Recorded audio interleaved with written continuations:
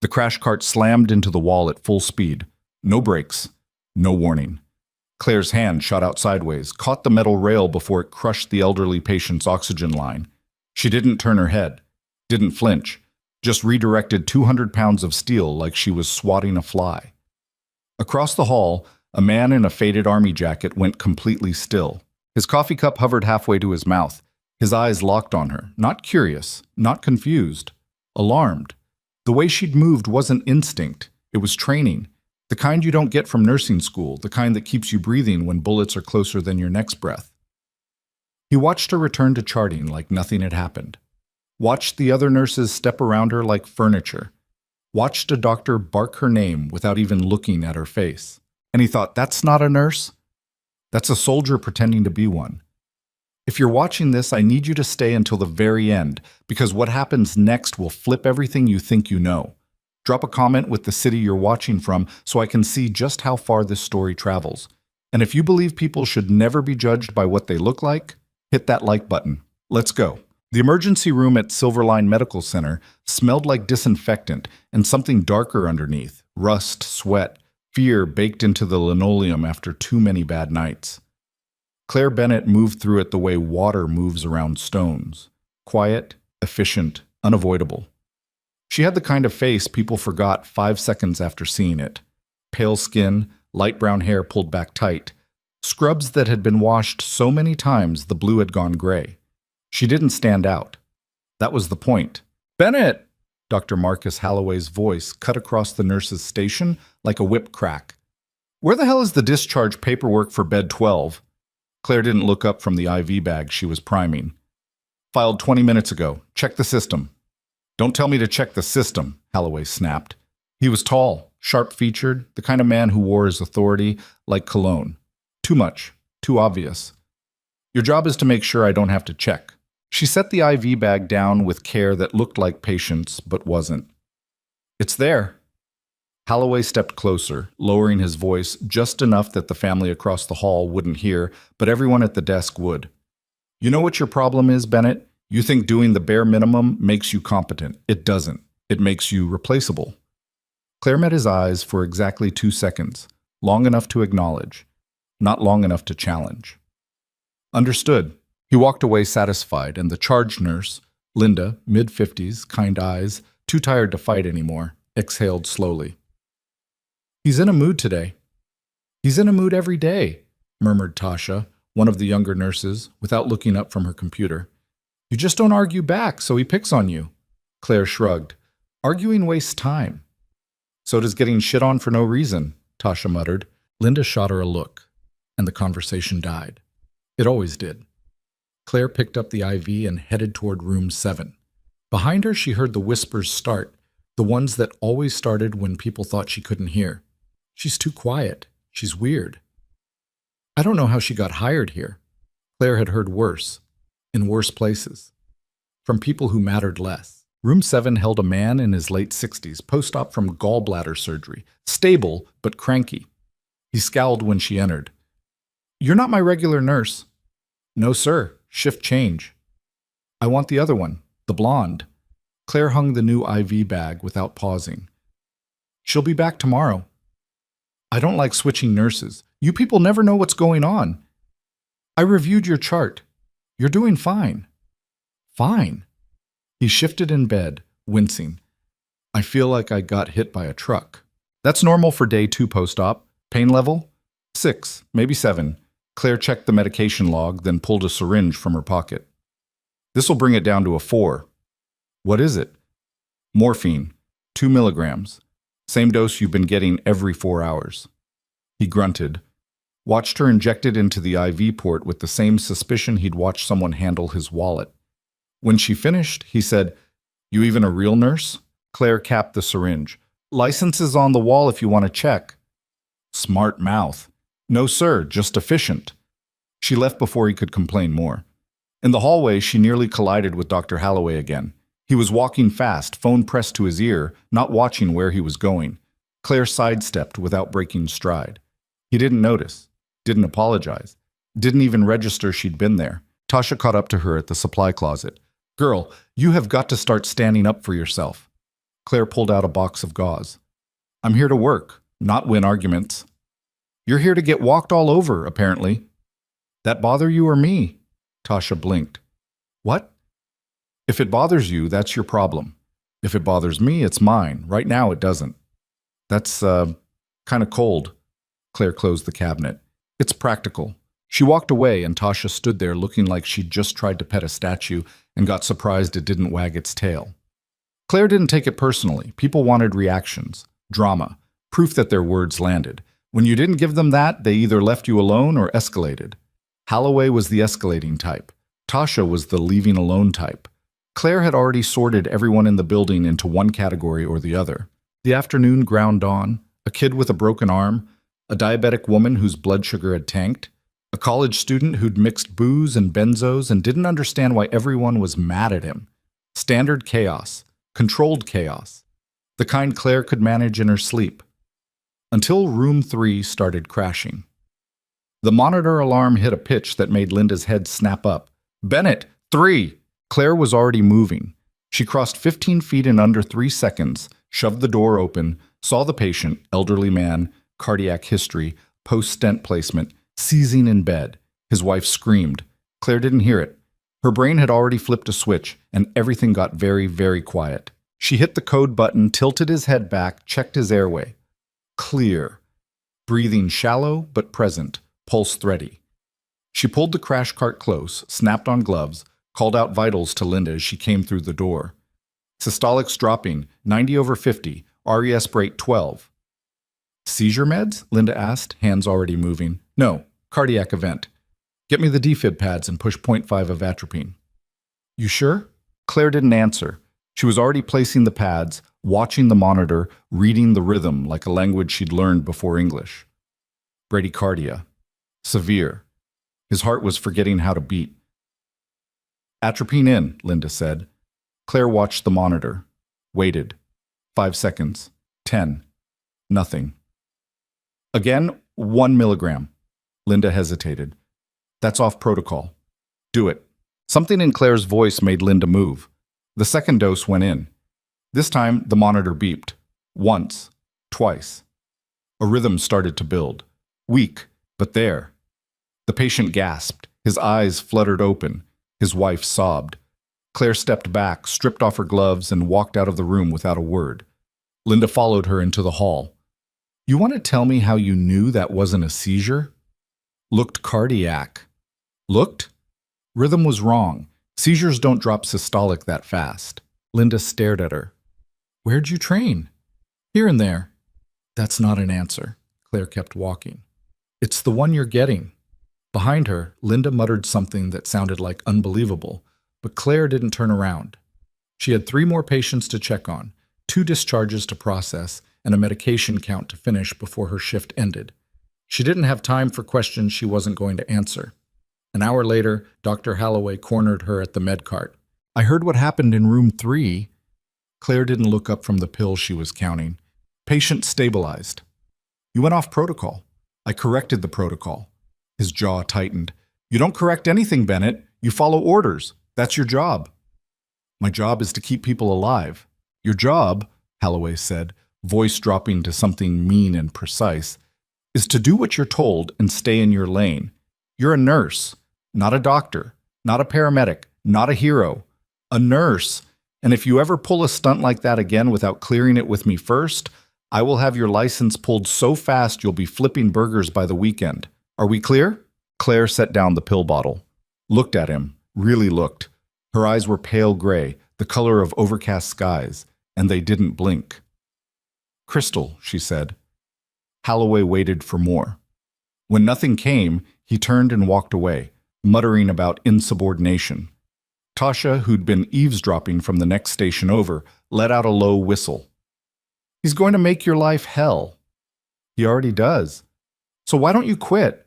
Claire sealed the med card and locked it. Because I'm good at this. Being miserable? Keeping people alive. Tasha didn't have an answer for that.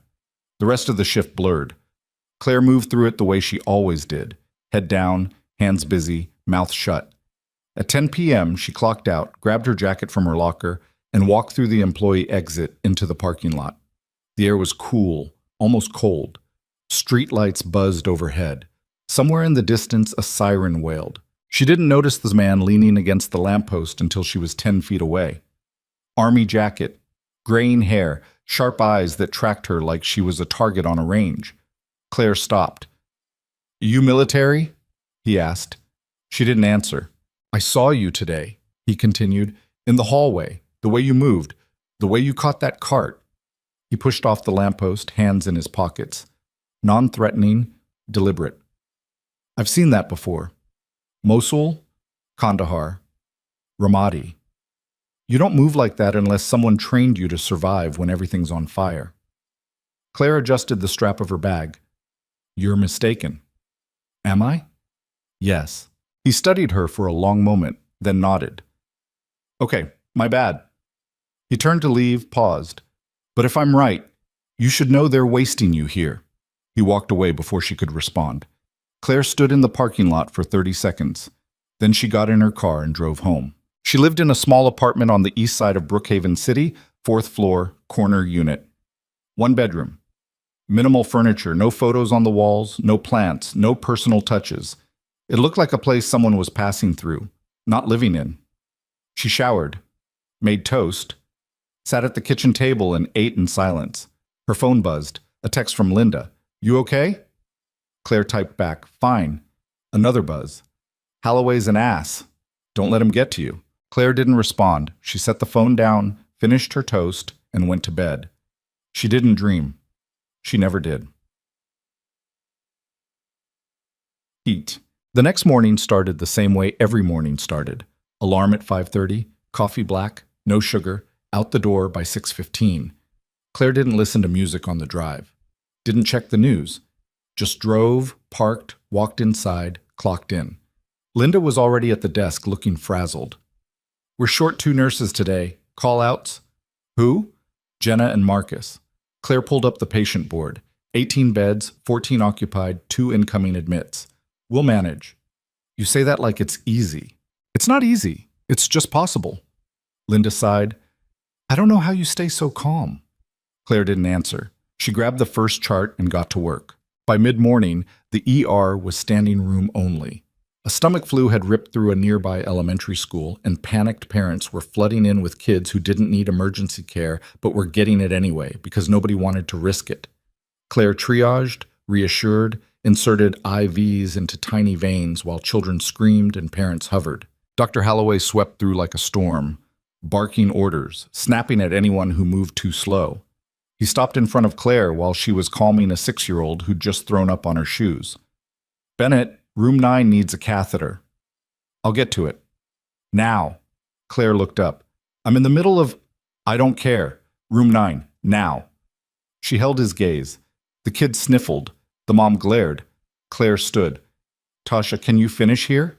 Tasha took over without a word, and Claire walked to room 9. The patient was a middle-aged man with a broken leg, post-surgery, complaining about urination difficulty. Routine, simple, degrading in the way Holloway intended it to be. Claire inserted the catheter with the same precision she did everything else, charted it, and moved on. Lunchtime came and went. Claire ate a granola bar standing up. Tasha tried to talk to her about some Netflix show, but Claire wasn't listening. Her attention was on the ambulance bay where a rig had just pulled in. Lights flashing, no siren. Bad sign. The back doors opened and 2 paramedics jumped out, moving fast. GSW. GSW to the chest. 32-year-old male, GCS 8, lost pulse twice on the way here. Claire was already moving. She met them at the doors, gloved up, helped guide the stretcher into Trauma Bay 1. The man on the gurney was pale, slick with blood, eyes rolling back. "Trauma surgeon?" Claire asked. 15 minutes out, Linda said, breathless. "We don't have 15 minutes. Claire didn't wait for permission. She grabbed the intubation kit, positioned the patient's head, slid the tube in on the first try. Hooked him to the ventilator, called for blood, placed a chest tube. Her hands moved like they had their own memory, like she'd done this 1,000 times, which she had, just not here. The monitor beeped. Rhythm stabilized, blood pressure climbing. The patient's color started to return. Dr. Holloway burst through the door 5 minutes later, stethoscope swinging. "What the hell is going on?" GSW, Claire said without looking up. Chest tube placed. He's stable. Holloway stared at the patient, at the equipment, at Claire. You placed a chest tube? Yes. That's not in your scope. It was necessary. That's not your call to make. Claire stepped back from the table, stripped off her gloves. Her hands were steady. Her voice was steady. Everything about her was steady except the look in her eyes, which had gone somewhere cold and far away. He was dying, she said quietly. Now he's not. If that's a problem for you, write me up. Holloway opened his mouth, closed it, looked around the room at the other nurses, the paramedics, all of whom were staring at Claire like they'd just watched a magic trick they couldn't explain. This isn't over, Holloway said. Claire walked out. She made it to the supply closet before her hands started shaking. Not fear, not adrenaline, just the aftermath. The thing that happened when you pulled someone back from the edge and your body remembered all the times you couldn't. She breathed. In for 4, out for 4. The door opened. Tasha. Holy shit, Tasha whispered. How did you... Not now. But not now. Tasha left. Claire stood there for 2 more minutes. Then she washed her hands, straightened her scrubs, and went back to work. At 3 p.m., the hospital's chief of staff, Dr. Raymond Kepler, appeared at the nurses' station. He was a tall man, silver-haired, wearing a suit that cost more than Claire's monthly rent. He looked at her the way someone looks at a stain they just noticed. Nurse Bennett, my office. Now. Linda gave Claire a look that said, good luck. Claire followed Kepler through the maze of hallways to the administrative wing, where the floors were carpeted and the walls were hung with donor plaques. His office was large, cold, full of leather furniture and framed degrees. He sat behind his desk, didn't offer her a chair. Dr. Holloway has filed a formal complaint, Kepler said. He alleges you performed a medical procedure outside your scope of practice without physician oversight. I stabilized a patient. You placed a chest tube. Yes? Are you a doctor? No? Then you had no authority. Claire said nothing. Kepler leaned back in his chair. I don't know what kind of facility you worked at before this, but here we have rules, hierarchies, protocols, and nurses, especially nurses with your limited experience, do not make unilateral decisions in trauma situations. I've seen more trauma than anyone in that room. Kepler's eyebrow lifted. Have you? Yes. Where? Claire didn't answer. Kepler's smile was thin, sharp. I've reviewed your file, Bennett. It's remarkably sparse. No prior hospital employment, no references, just a nursing license and a resume that's mostly blank. So forgive me if I don't find your alleged expertise particularly credible. Claire kept her face neutral. Am I being terminated? You're being suspended, pending investigation. For saving a life? For violating protocol. Kepler stood. You're dismissed. Security will escort you out. Claire didn't argue, didn't plead. She turned and walked out of the office, past the secretary who wouldn't meet her eyes, past the security guard who looked uncomfortable, past the nurses' station where Linda and Tasha watched in stunned silence. She cleaned out her locker, grabbed her jacket, walked out the employee entrance into the afternoon sun. And then the ground shook, not metaphorically, literally. A low rumble that rattled the windows and set off car alarms across the parking lot. Claire froze. Her brain cataloged the sensation in half a second. Not an earthquake, not a gas explosion, something controlled, directional. She turned toward downtown Brookhaven. A plume of black smoke was rising into the sky. Her phone buzzed. Emergency alert. Mass casualty incident. All available medical personnel report immediately. Claire looked at the hospital entrance, looked at her bag, looked at the smoke, and then she ran back inside. The automatic doors hadn't even finished sliding open when Claire heard the screaming. Not the controlled chaos of a normal ER. This was different, raw.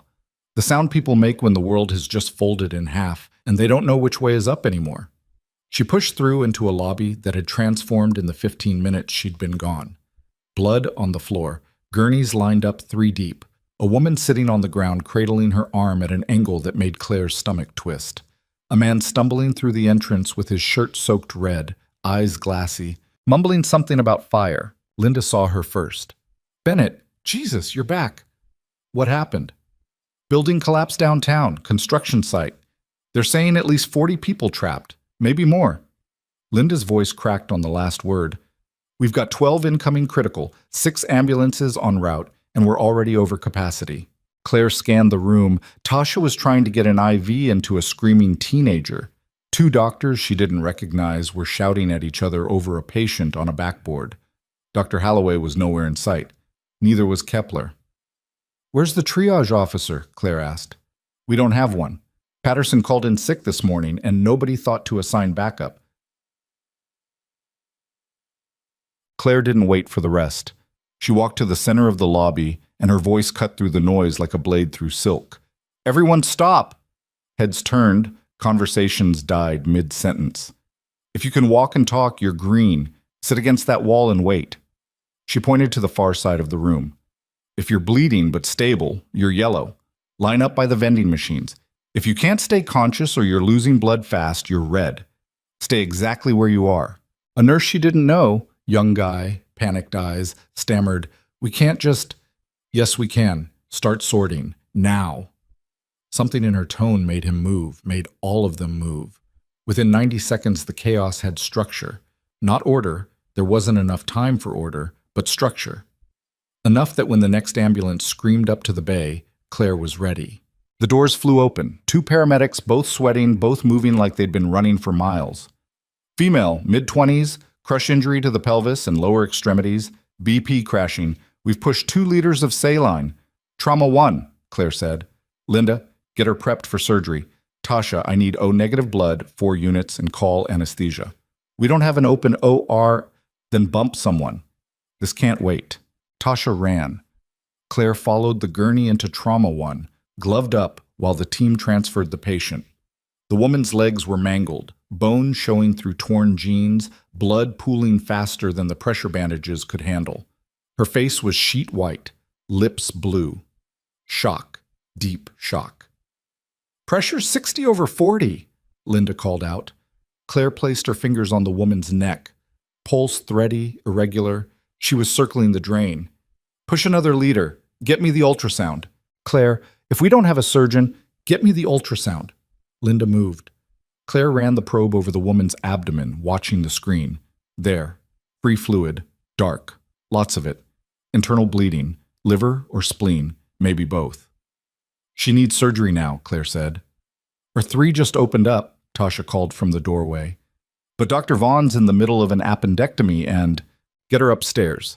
Tell them it's a ruptured spleen, possible liver lack, and if they don't move in the next 5 minutes, she's going to die on this table. Tasha hesitated for half a heartbeat, then sprinted. The woman's eyes fluttered open, focused on Claire with the desperate clarity of someone who knows they're losing. Am I going to die? She whispered. Claire kept her hands moving, checking lines, adjusting the flow rate, monitoring vitals. Not if I can help it. That's not an answer. It's the only one I've got right now. The woman's laugh was wet, broken. Honest, I like that. Save your strength. For what? I can't feel my legs. Claire met her eyes. You will again, but only if you stay with me. Can you do that? The woman nodded. Barely. They got her upstairs with 40 seconds to spare. The OR team took over and Claire stepped back, stripped off her gloves, and realized her hands were shaking again. She clenched them into fists. Breathed. When she turned around, Linda was standing there with an expression Claire couldn't quite read. You just saved her life, Linda said quietly. Maybe. No, not maybe. Definitely. Linda paused. How did you know it was a spleen rupture? The ultrasound was inconclusive. Claire walked past her. Lucky guess.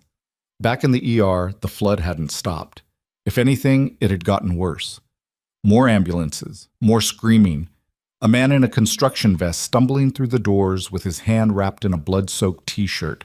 A kid, couldn't be more than 12, sitting on a bench with a gash across his forehead that was going to need 20 stitches minimum. Claire moved between them like water again. Smooth. Fast. She stopped bleeding. Inserted lines, cleared airways. Gave orders that people followed without question because there wasn't time to question. Somewhere in the back of her mind, a small voice noted that she'd been suspended 20 minutes ago and was currently practicing medicine without authorization, But that voice was easy to ignore when a man was choking on his own blood in front of her. She got him intubated, stabilized, handed off to a resident who looked about 16 years old and terrified. Keep the pressure at 15 over PEEP, Claire told him. If his SATs drop below 90, bag him manually and page me. You're not a doctor. No, but I know what I'm doing. Do you? The resident swallowed hard. I'll page you. An hour passed. Maybe 2. Time stopped meaning anything. The ER was a living thing now, breathing in bodies and breathing out survivors. And Claire was the heart of it. She didn't plan it, didn't think about it. She just moved, and people moved with her. A teenage boy came in seizing. Claire caught him before he hit the floor, turned him on his side, protected his head while his body tried to tear itself apart. When it stopped, she checked his airway, his pulse, his pupils. Dilated on the left, unequal. Head trauma. CT scan. Now, possible epidural hematoma. The tech looked uncertain. We're backed up for another 2 hours. He doesn't have 2 hours. Get him in the scanner or he's going to herniate and die. The tech moved. A construction worker with a piece of rebar through his shoulder. Claire stabilized it, didn't pull it. Removing impaled objects in the field was a good way to cause massive hemorrhage, and sent him to surgery with careful instructions about angle and depth. A mother holding a toddler who wasn't breathing. Claire took the child, laid him on a gurney, started CPR. 30 compressions. 2 breaths. 30 compressions. 2 breaths. She felt the ribs flex under her hands. They were supposed to. At that age, the bones were still soft. And kept going. 1 minute. 2 minutes. The monitor stayed flat. Come on, Claire muttered. Come on. 3 minutes.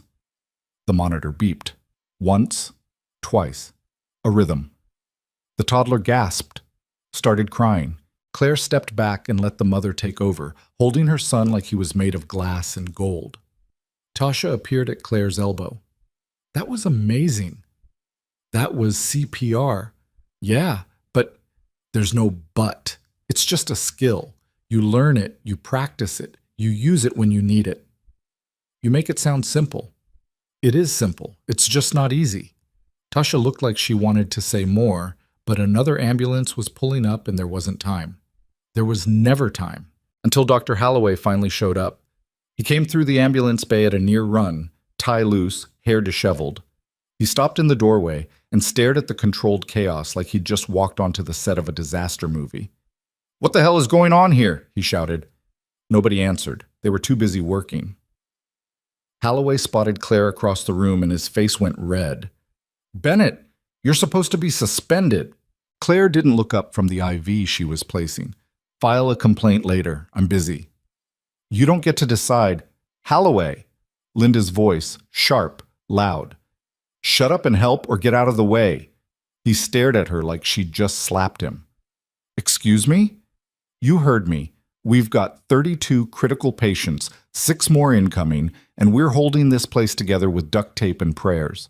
So either grab some gloves and pitch in, or take your ego somewhere else." For a long moment, Holloway just stood there.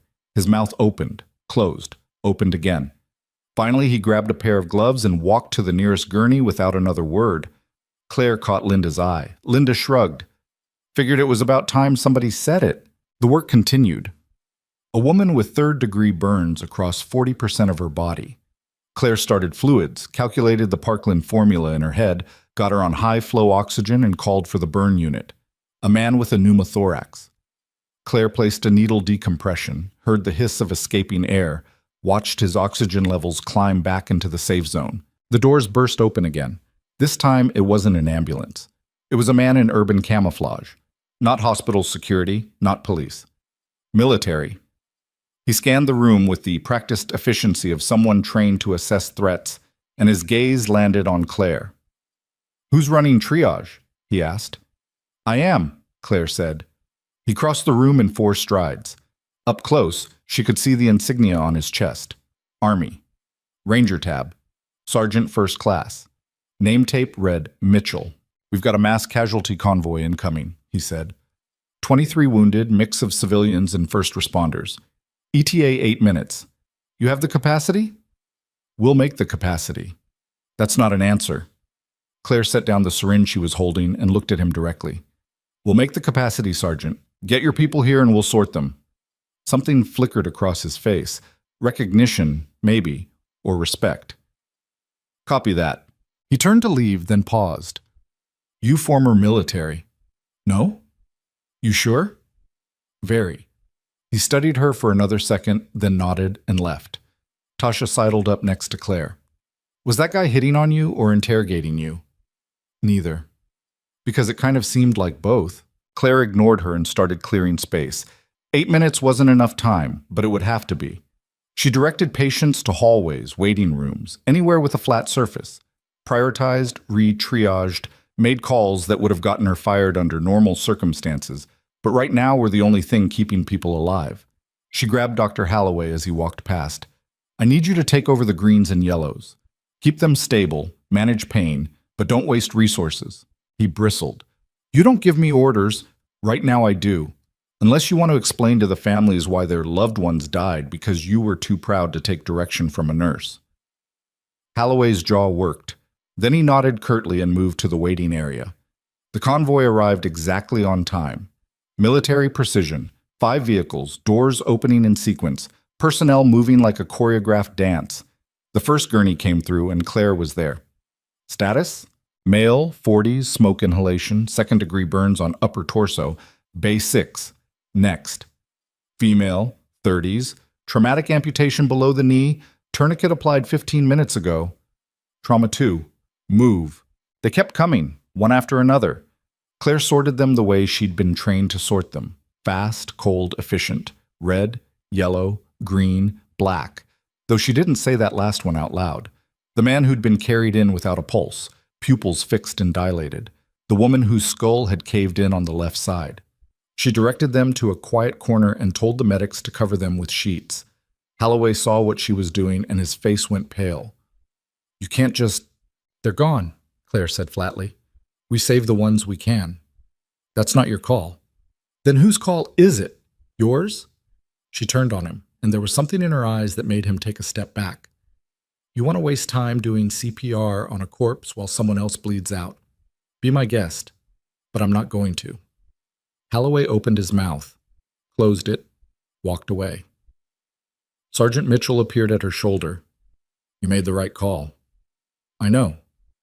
Most people hesitate." "I'm not most people." He looked at her carefully. "No, you're not." Another wave came through. A firefighter with chemical burns, a construction supervisor with a collapsed lung, an EMT who'd been hit by falling debris and had a depressed skull fracture. Claire moved between them, hands steady, mind clear. This was familiar territory. This was what she'd been built for. She was placing a chest tube when she felt eyes on her, looked up. Sergeant Mitchell was standing across the room, talking quietly into his phone. But he was watching her, not subtle, not sneaky, just watching, like he was solving a puzzle. Claire finished the procedure, secured the tube, checked the drainage. When she looked up again, Mitchell was gone. The hours blurred together after that. Claire stopped counting patients, stopped counting saves, just worked, moved, breathed. At some point, someone handed her a bottle of water and she drank it without tasting. At some point, Linda told her to take a break and she said no. At some point, the sun went down outside and the fluorescent lights took over and the world became a white-walled tunnel with no beginning and no end. A young woman came in, panicking, hyperventilating, not physically injured, psychologically shattered. Claire sat with her for 2 minutes, all she could spare, and talked her down. Low voice, steady. The same voice she'd used on soldiers having panic attacks in forward operating bases. "Look at me. Just me. Breathe when I breathe. In, out. Good. You're safe. You're here. You're going to be okay." The woman's breathing slowed, her eyes focused. "Thank you," she whispered. Claire squeezed her hand once and moved on. A teenager with a compound fracture. Claire splinted it, gave him morphine, sent him to orthopedics. A middle-aged man having a heart attack on top of his crush injuries. Claire pushed aspirin, nitroglycerin, called for a cardiologist. He arrested while they were waiting. She ran the code herself, epi, shock, compressions, and got him back after 4 minutes. Tasha was staring at her when it was over. "How do you know when to stop?" when they're dead and staying that way. But how do you know? Claire peeled off her gloves. You just know. Or you keep going until someone makes you stop. There's no science to it. That's terrifying. Yeah. The last ambulance pulled away sometime after midnight. The hallways still had patients, but they were stable. Waiting for beds. Waiting for surgeons. Waiting for the system to catch up. Claire stood in the middle of the ER and realized it was quiet. Tasha dropped into a chair and let out a sound that was half laugh, half sob. We did it! Holy shit, we actually did it! Linda was leaning against the nurse's station, eyes closed. How many did we lose? 4, Claire said. Out of how many? 56. Linda's eyes opened. That's incredible. It's not incredible. It's statistics. No. Linda pushed off the desk and walked over to her. It's you. You held this place together. Claire didn't know what to say to that, so she said nothing. She walked to the break room, sat down on the floor with her back against the wall, and closed her eyes. She must have dozed off, because when she opened them again, someone was standing over her. Not Holloway, not Linda. Sergeant Mitchell. He crouched down so they were eye level. You did good work today, ma'am. Claire blinked. Just doing my job. That wasn't a job, that was command. He paused. I've been doing this for 18 years, seen a lot of people freeze when the shit hits the fan. You didn't freeze. You moved like you've done this before. I work in an ER. I do this every day. No. His voice was quiet, certain. Not like that. I've seen combat medics with less situational awareness than you showed out there. Claire's jaw tightened. Is there a point to this conversation, Sergeant? He reached into his pocket and pulled out a phone. Pulled up a photo. Turned the screen toward her. It was a military ID photo. Younger face, shorter hair, same pale gray eyes, same woman. Captain Claire Bennett, he read off the screen. Army. Special Operations Combat Medic. 2 tours in Afghanistan. 1 in Iraq. Distinguished herself under fire in Helmand Province. Earned a Bronze Star for treating 14 casualties under sustained enemy contact. He looked up. You want to tell me why a decorated veteran is working as a civilian nurse and pretending she doesn't know how to run a mass casualty event? Claire's blood went cold. She stood up, slowly. Where did you get that? Database cross-reference. I ran your name after I saw you work. Took about 10 minutes. He pocketed the phone. Question is, why are you hiding? I'm not hiding. Then what do you call it? Claire stepped past him toward the door. I call it none of your business. His hand caught her arm. Not rough. Firm. Captain, don't call me that. Why not? You earned it. She pulled her arm free. That was a long time ago. Doesn't look that long to me. Claire turned on him, and for the first time all day, her control slipped. You don't know anything about me. I know you saved 52 lives today. I know you moved like someone who's been shot at. And I know you're wasting your skills in a place that doesn't respect you. He paused. I also know the Army's still looking for people like you. I'm done with the Army. Are you? Because from where I'm standing, it looks like the Army's the only thing you were ever good at. The words hit like a fist to the sternum. Claire's hands clenched. Her breathing went shallow. Get out, she said quietly. Ma'am, I said get out. He held her gaze for a long moment, then nodded. Yes, ma'am. He left. Claire stood in the break room, shaking, not from fear, from rage, from something older and deeper that she'd buried so far down she'd almost convinced herself it was gone. She grabbed her jacket, walked out of the break room, made it halfway to the exit before Dr. Kepler appeared in front of her like a summoned demon. Nurse Bennett, his voice was ice wrapped in silk, you were suspended. There was a mass casualty event. I'm aware. That doesn't change the fact that you defied a direct order. People were dying, and now you're fired. The words hung in the air like smoke. Claire stared at him. What? You heard me. Effective immediately. Security will escort you out. You can't. I can, and I am. Kepler stepped closer, lowering his voice. You think you're special because you played hero today? You're not. You're a liability, a loose cannon, and I will not have someone on my staff who thinks the rules don't apply to them. The rules were killing people. The rules keep this hospital running. Kepler gestured, and 2 security guards appeared from nowhere. Gentlemen, please escort Ms. Bennett off the premises. If she resists, call the police. Claire looked at the guards, looked at Kepler. For a wild second, she considered fighting. Considered telling him exactly who she was and what she'd done and how many lives she'd saved while he was sitting in his air-conditioned office counting donor checks. But she didn't, because it wouldn't matter. She turned and walked toward the exit. The guards followed at a distance, trying to look professional, and mostly just looking uncomfortable. Linda caught up with her in the parking lot. Claire, wait. Don't. This is bullshit. You saved lives today. Everyone saw it. Kepler doesn't care? Then we'll fight it. We'll go to the board. Linda. Claire stopped walking, turned. It's fine. It's not fine. Yes, it is. Claire's voice was flat, empty. I've been fired before. I'll get another job. Not like this. Not after what you did. Claire almost laughed. That's exactly why I got fired.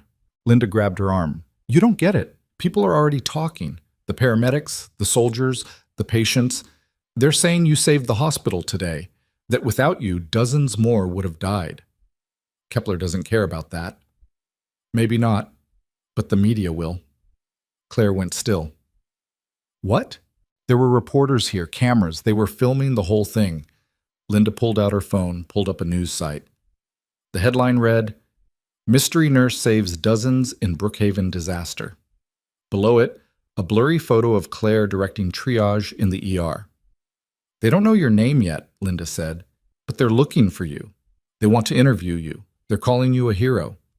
Claire stared at the screen, at her own face, half-shadowed, intense. She looked like a stranger. I need to go, she said. Claire, I need to go. Now. She got in her car before Linda could respond. Drove home through streets that were too quiet, too still. Her hands were steady on the wheel, but her mind was racing. The photo, the article. Mitchell's phone with her military record on it. It was all coming apart. The quiet life she'd built. The anonymity she'd cultivated. The walls she'd put up between who she'd been and who she was pretending to be. She parked in her usual spot, climbed the 4 flights of stairs to her apartment. Her heart was pounding now, adrenaline finally catching up to her. She fumbled with her keys, got the door open, stepped inside, and froze. The man from the parking lot, the one in the army jacket who'd watched her catch the cart, was sitting on her couch. Next to him was Sergeant Mitchell, and standing by the window, silhouetted against the city lights, was a woman in a full-dress uniform, stars on her shoulders, general's rank. The woman turned, smiled. Hello, Captain Bennett, she said. We need to talk. Claire's hand was still on the doorknob. Her mind catalogued exits, window too high, door blocked, 3 trained personnel between her and freedom. Fight wouldn't work. Flight wouldn't work. So she did neither. She closed the door behind her, set down her bag, and waited. The general stepped forward into the light. 2 stars. Major General. Her name tape read, Harrison. You're probably wondering how we got in, Harrison said. Not really. I'm wondering why you're here. Direct, I like that. Harrison gestured to the couch. Sit, please. I'd rather stand. It wasn't a request, Captain. Old habits die hard. Claire sat. Harrison remained standing. Power play. Dominance. Claire recognized it and didn't care. You've been out for 3 years, Harrison said. Medical discharge. PTSD. They sent you home after Kabul. Claire said nothing. You disappeared after that. Moved 6 times in 2 years. Changed your name once. Finally settled here under your real identity, but with your service record sealed. Harrison tilted her head. Why? That's not your concern. It became my concern when you saved 52 lives today using skills you learned in my army. It's not your army, and those aren't your skills. I earned them. Yes, you did. Harrison sat down across from her. Which is why I'm here. We need you back. Claire laughed. Actually laughed. No. You haven't heard the offer. I don't need to. The answer is no. Sergeant Mitchell leaned forward. Ma'am, with all due respect, I don't remember asking for your respect, Sergeant, or your opinion. Harrison held up a hand. Let her talk. There's nothing to talk about, Claire said. I'm out. I'm done. I did my time and I left. You left because they made you leave, Harrison said quietly. Because you watched your entire team get killed and you couldn't save them. Because you spent 18 hours in a field hospital putting soldiers back together while mortars landed 50 meters away. Because when it was over, you'd saved 23 lives and lost 8. And the 8 were the only ones you could remember. Claire's hands clenched into fists. Harrison continued, voice soft, relentless. They gave you a Bronze Star and a medical discharge and sent you home. Told you to rest, to heal, to move on. But you can't move on, can you? Because every time you close your eyes, you see their faces. Stop. You see the ones you lost, the ones who died while you were trying to save someone else, the ones who bled out while you were running out of supplies, the ones who... I said stop! Claire was on her feet. She didn't remember standing. Her chest was heaving. Her vision was blurred. Harrison stood too, slowly. I'm not here to hurt you, Captain. I'm here to offer you a way forward. I don't want it. Yes, you do. You just proved it today. Today was different, was it? Because from the reports I read, you did exactly what you did in Helmand. You took command. You made impossible decisions. You saved lives that no one else could save. Harrison paused. The only difference is that today, no one was shooting at you. The man in the army jacket spoke for the first time. His voice was rough, quiet. I was at Landstuhl when they brought you in. 3 years ago. You probably don't remember me. I was just another patient. But I remember you. Claire looked at him. Really looked.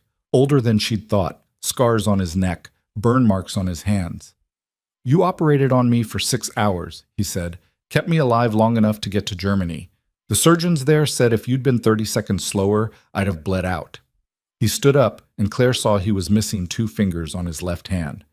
You saved my life. And I'm not the only one. Harrison pulled out a tablet, pulled up a file, turned it toward Claire. It was a list of names. Dozens of them. These are the people you saved, Harrison said. In Afghanistan, in Iraq, in Germany. Some of them are still serving. Some of them are home with their families. All of them are alive because of you. Claire's throat was tight. We're not asking you to go back to war, Harrison continued. We're asking you to train the next generation, to teach them what you know, to make sure that when they're in the field and everything's falling apart, they can do what you did. I can't. Why not? Because I'll get them killed. The words came out raw, broken. Claire hadn't meant to say them, hadn't meant to admit it. But there it was, the truth she'd been carrying for 3 years. Harrison's expression softened. You didn't get anyone killed, Captain. Yes, I did. 8 people. I chose wrong. You made the calls you had to make, and 23 people lived because of it. 8 died. 8 would have died anyway. You know that. Shook her head. You weren't there. No, but I've read the after-action reports. I've talked to the survivors. I know what happened. Harrison paused. And I know that you're the best combat medic the Army's produced in 20 years.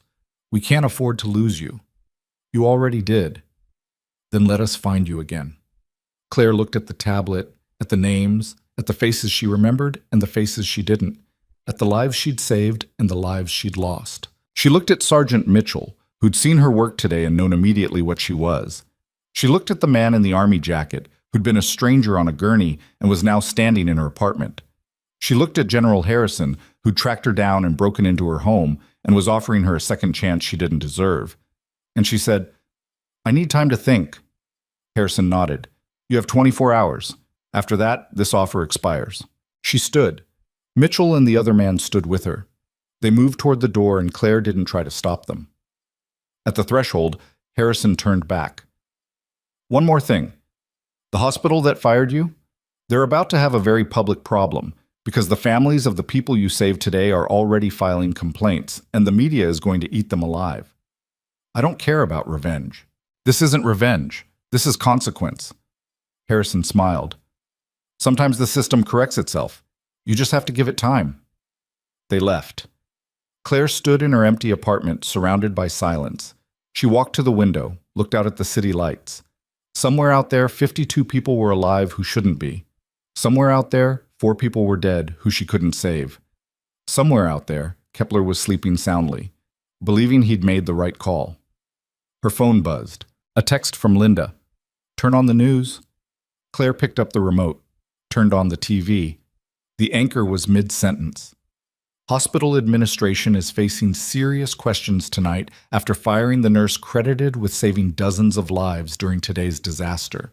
We're joined now by several family members who say Claire Bennett is the reason their loved ones are alive.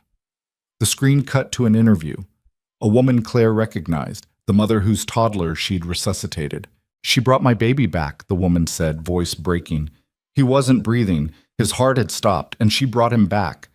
Then tonight I found out they fired her for doing her job, for saving lives. How is that right?" Another interview.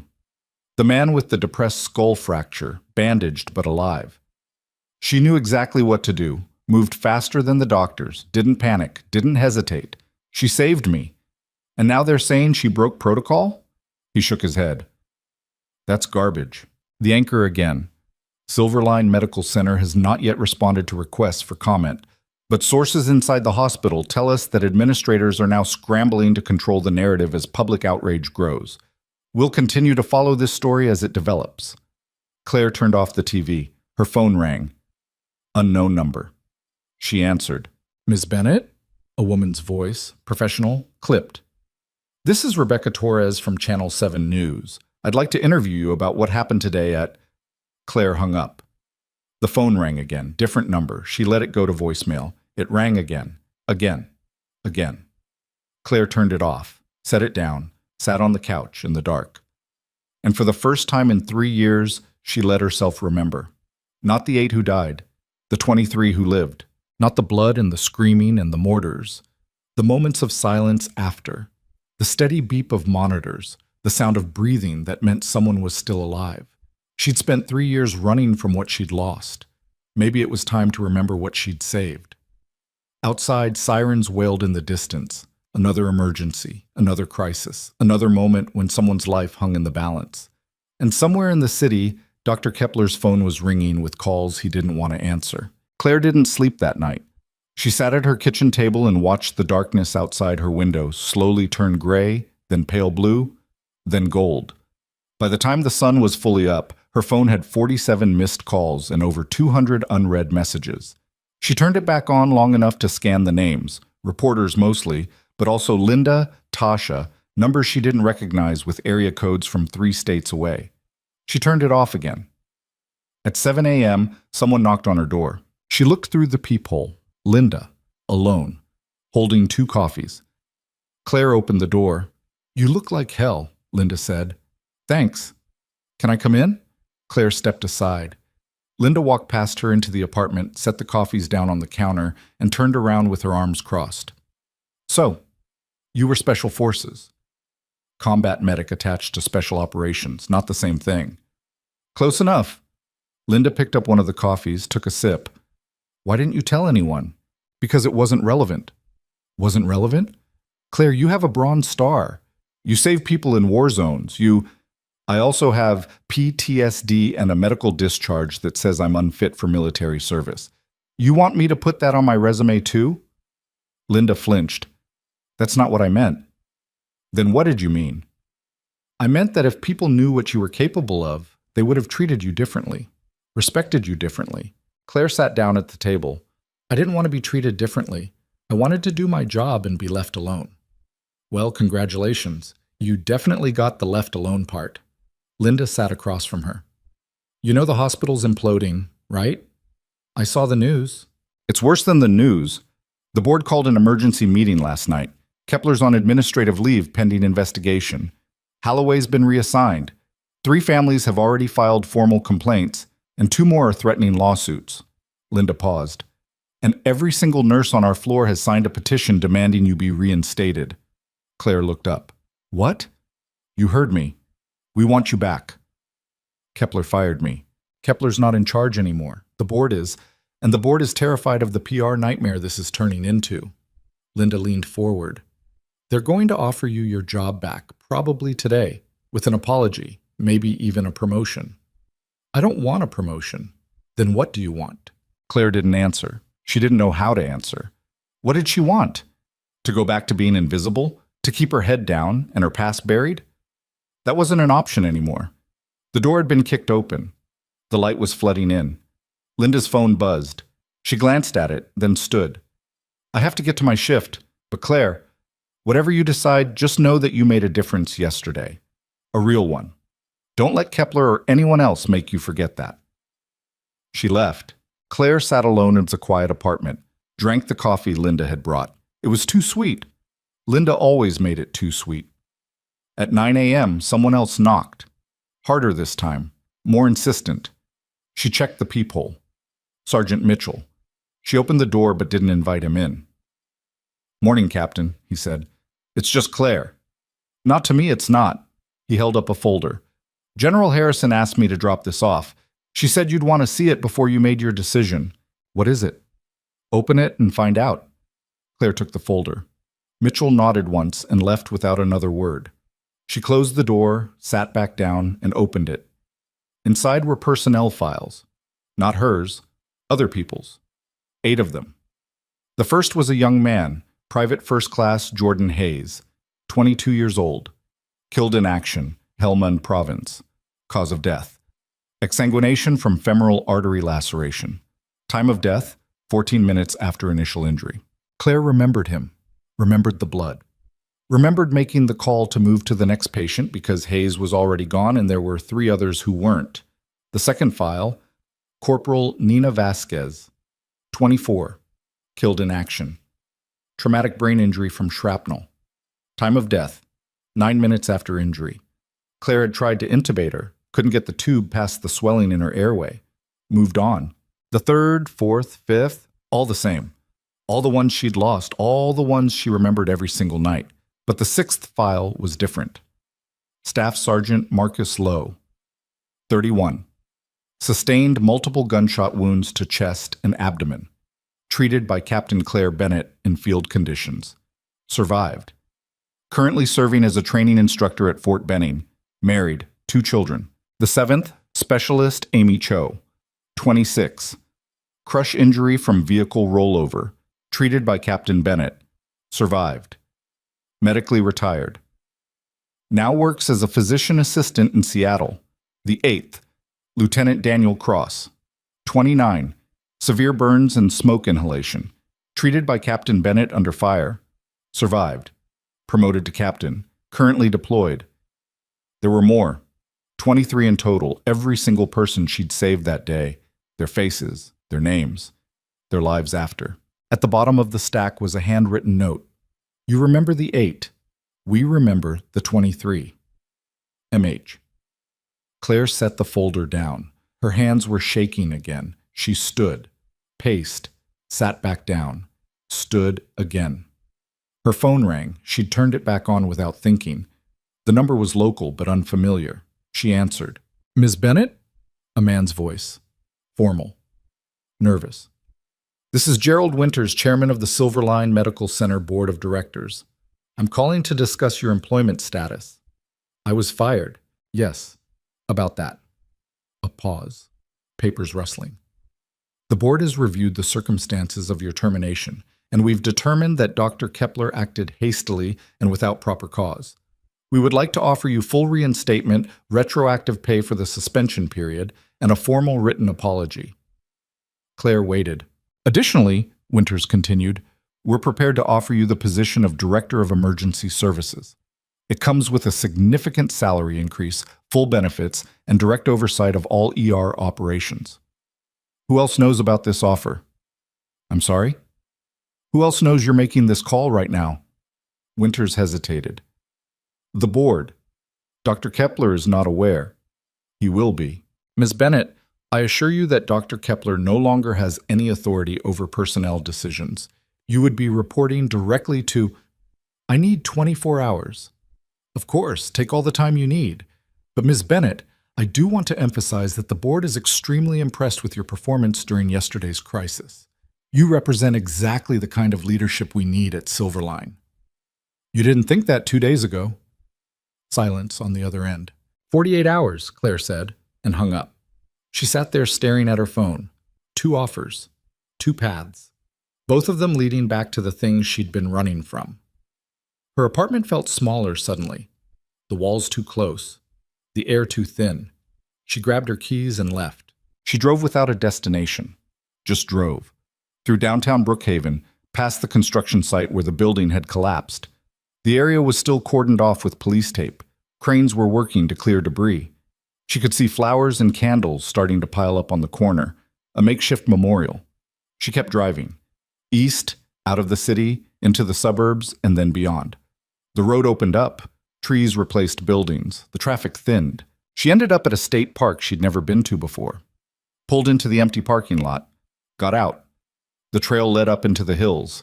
She walked it without thinking, feet finding the rhythm automatically. The air was cooler here, cleaner. Birds calling from the trees, no sirens, no monitors beeping, no blood. She walked for an hour before she stopped at an overlook. The city was visible in the distance, a smudge of gray against the horizon. From here, it looked small, manageable, like something you could hold in your hand. Figured I'd find you out here. Claire spun around. Sergeant Mitchell was standing 20 feet back on the trail, hands in his pockets. Are you following me? Yes, ma'am. Why? Because the general asked me to make sure you didn't do anything stupid. Like what? Like disappear again. Mitchell walked closer, stopped a respectful distance away. You've got a habit of running when things get complicated. You don't know me. I know enough. You moved 6 times in 2 years, changed your name, sealed your records. That's not someone who's healing. That's someone who's hiding. Claire turned back to the view. Maybe I like hiding. No, you don't. If you liked it, you wouldn't have gone back to that hospital yesterday. You wouldn't have saved 52 people.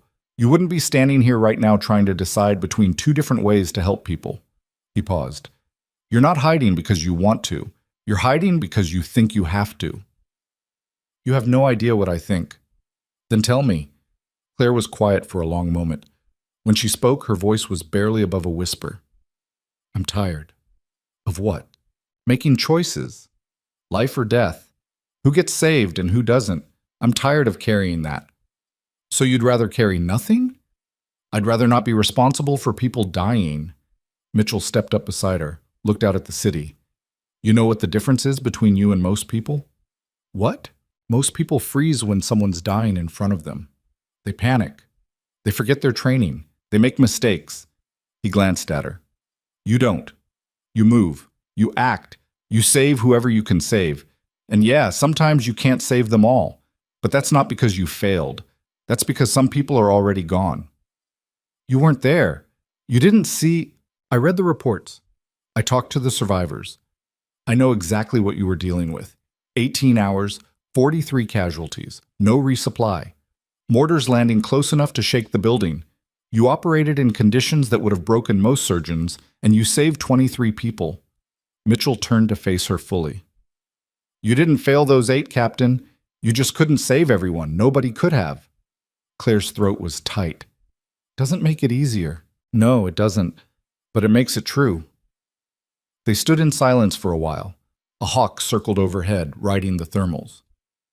What did you do? Claire asked. After you got out? I didn't get out. I'm still in. Why? Mitchell shrugged. Because it's what I'm good at. And because there are still people who need saving. He looked at her. Same reason you went back yesterday. That was different. Was it? Claire didn't answer. They walked back to the parking lot together. Mitchell's truck was parked next to her car. He must have followed her the whole way. Before she got in, he said, General Harrison's offer stands until tomorrow at noon. After that, she's moving on to other candidates. I know. You going to take it? I don't know. Well, for what it's worth, I think you should.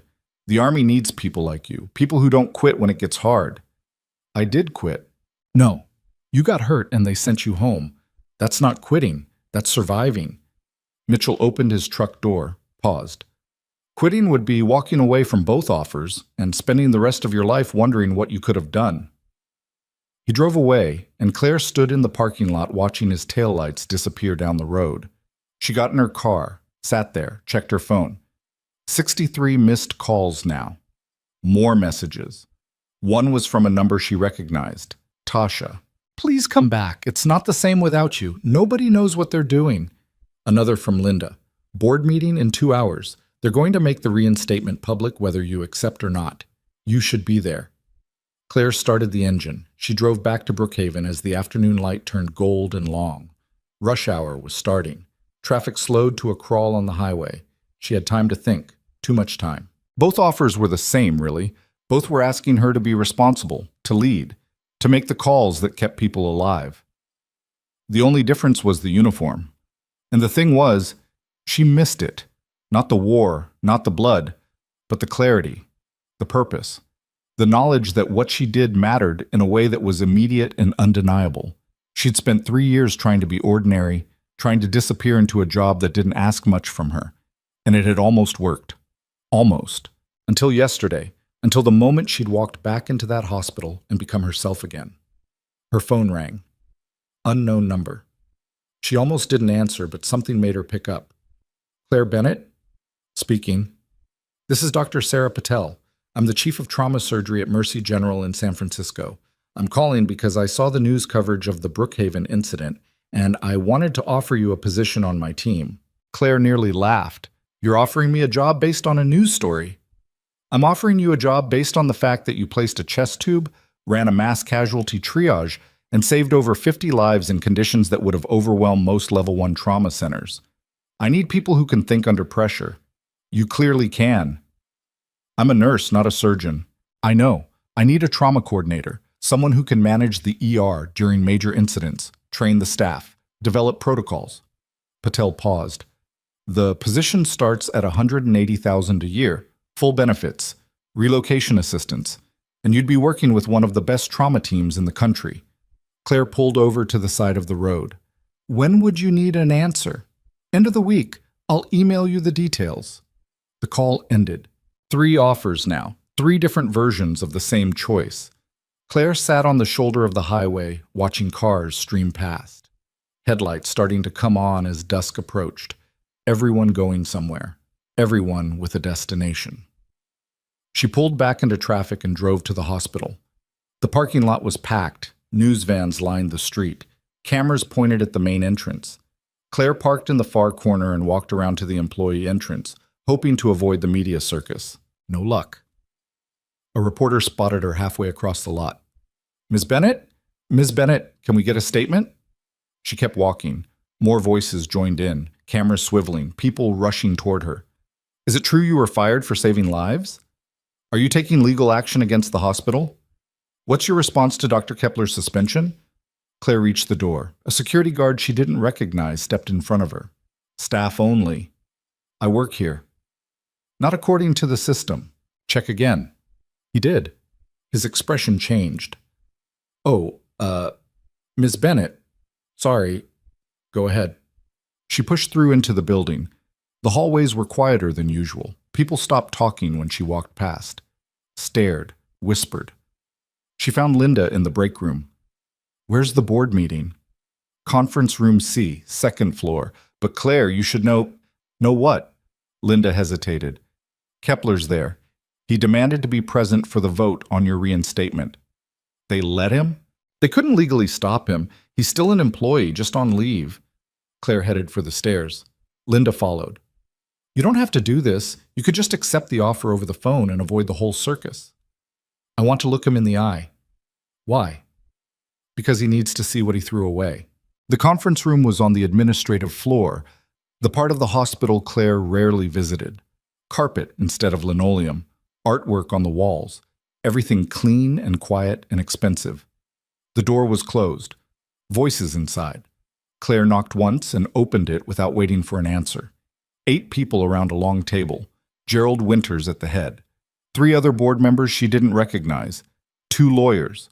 Dr. Holloway sitting in the corner looking like he wanted to be anywhere else. And Dr. Kepler standing by the window, arms crossed. Everyone stopped talking when Claire walked in. Winters stood. Ms. Bennett, thank you for coming. Please, have a seat. I'll stand. As you wish. Winters cleared his throat, glanced at his notes.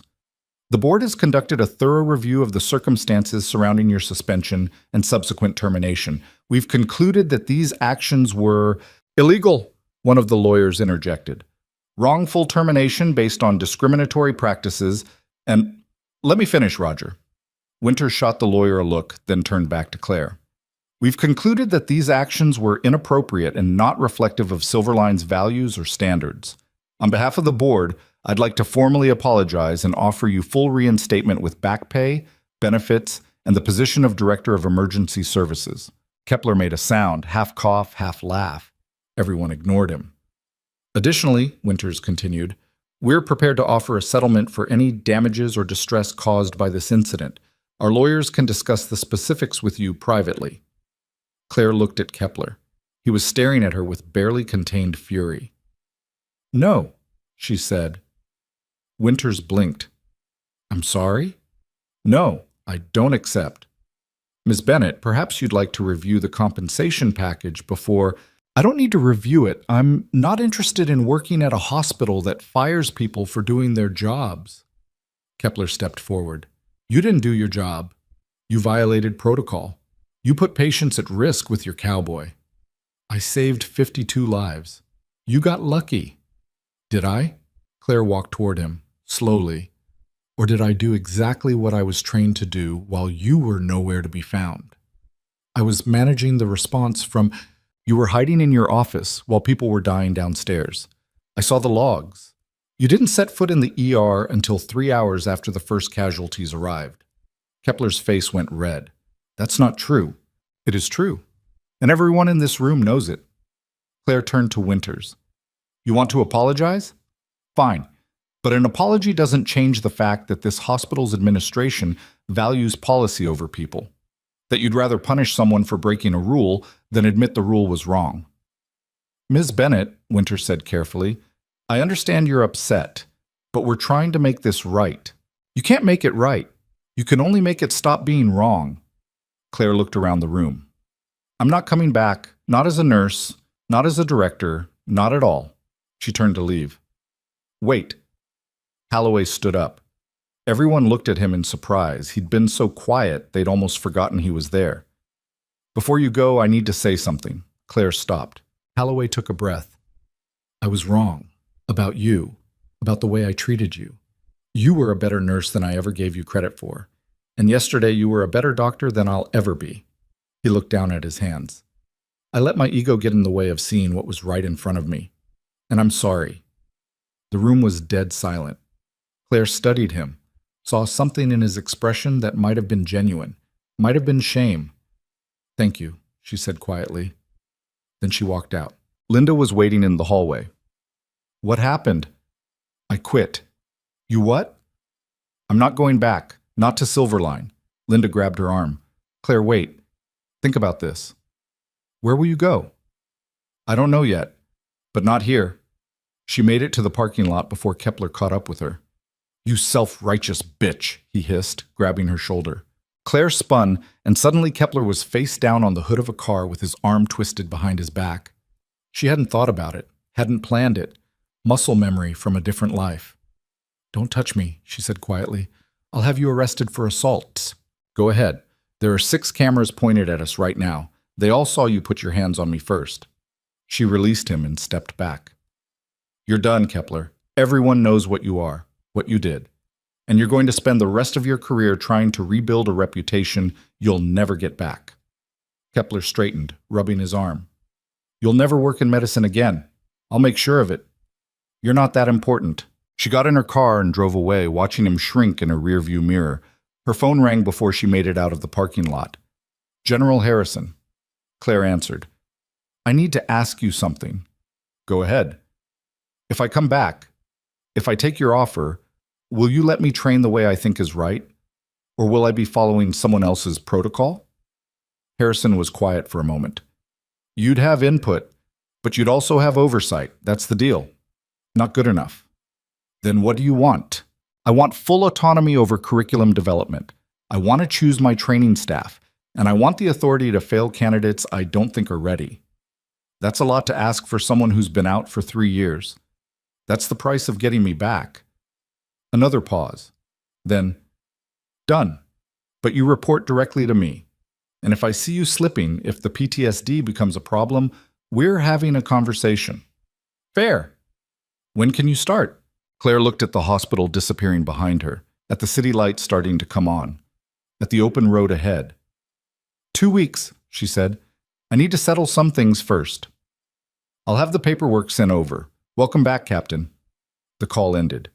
Claire drove home in silence. No music, no radio.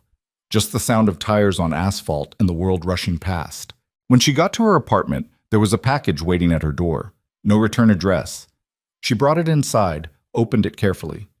Inside was a single item, a worn Army medic patch, the kind that went on a combat uniform, and a note in handwriting she recognized from the files earlier.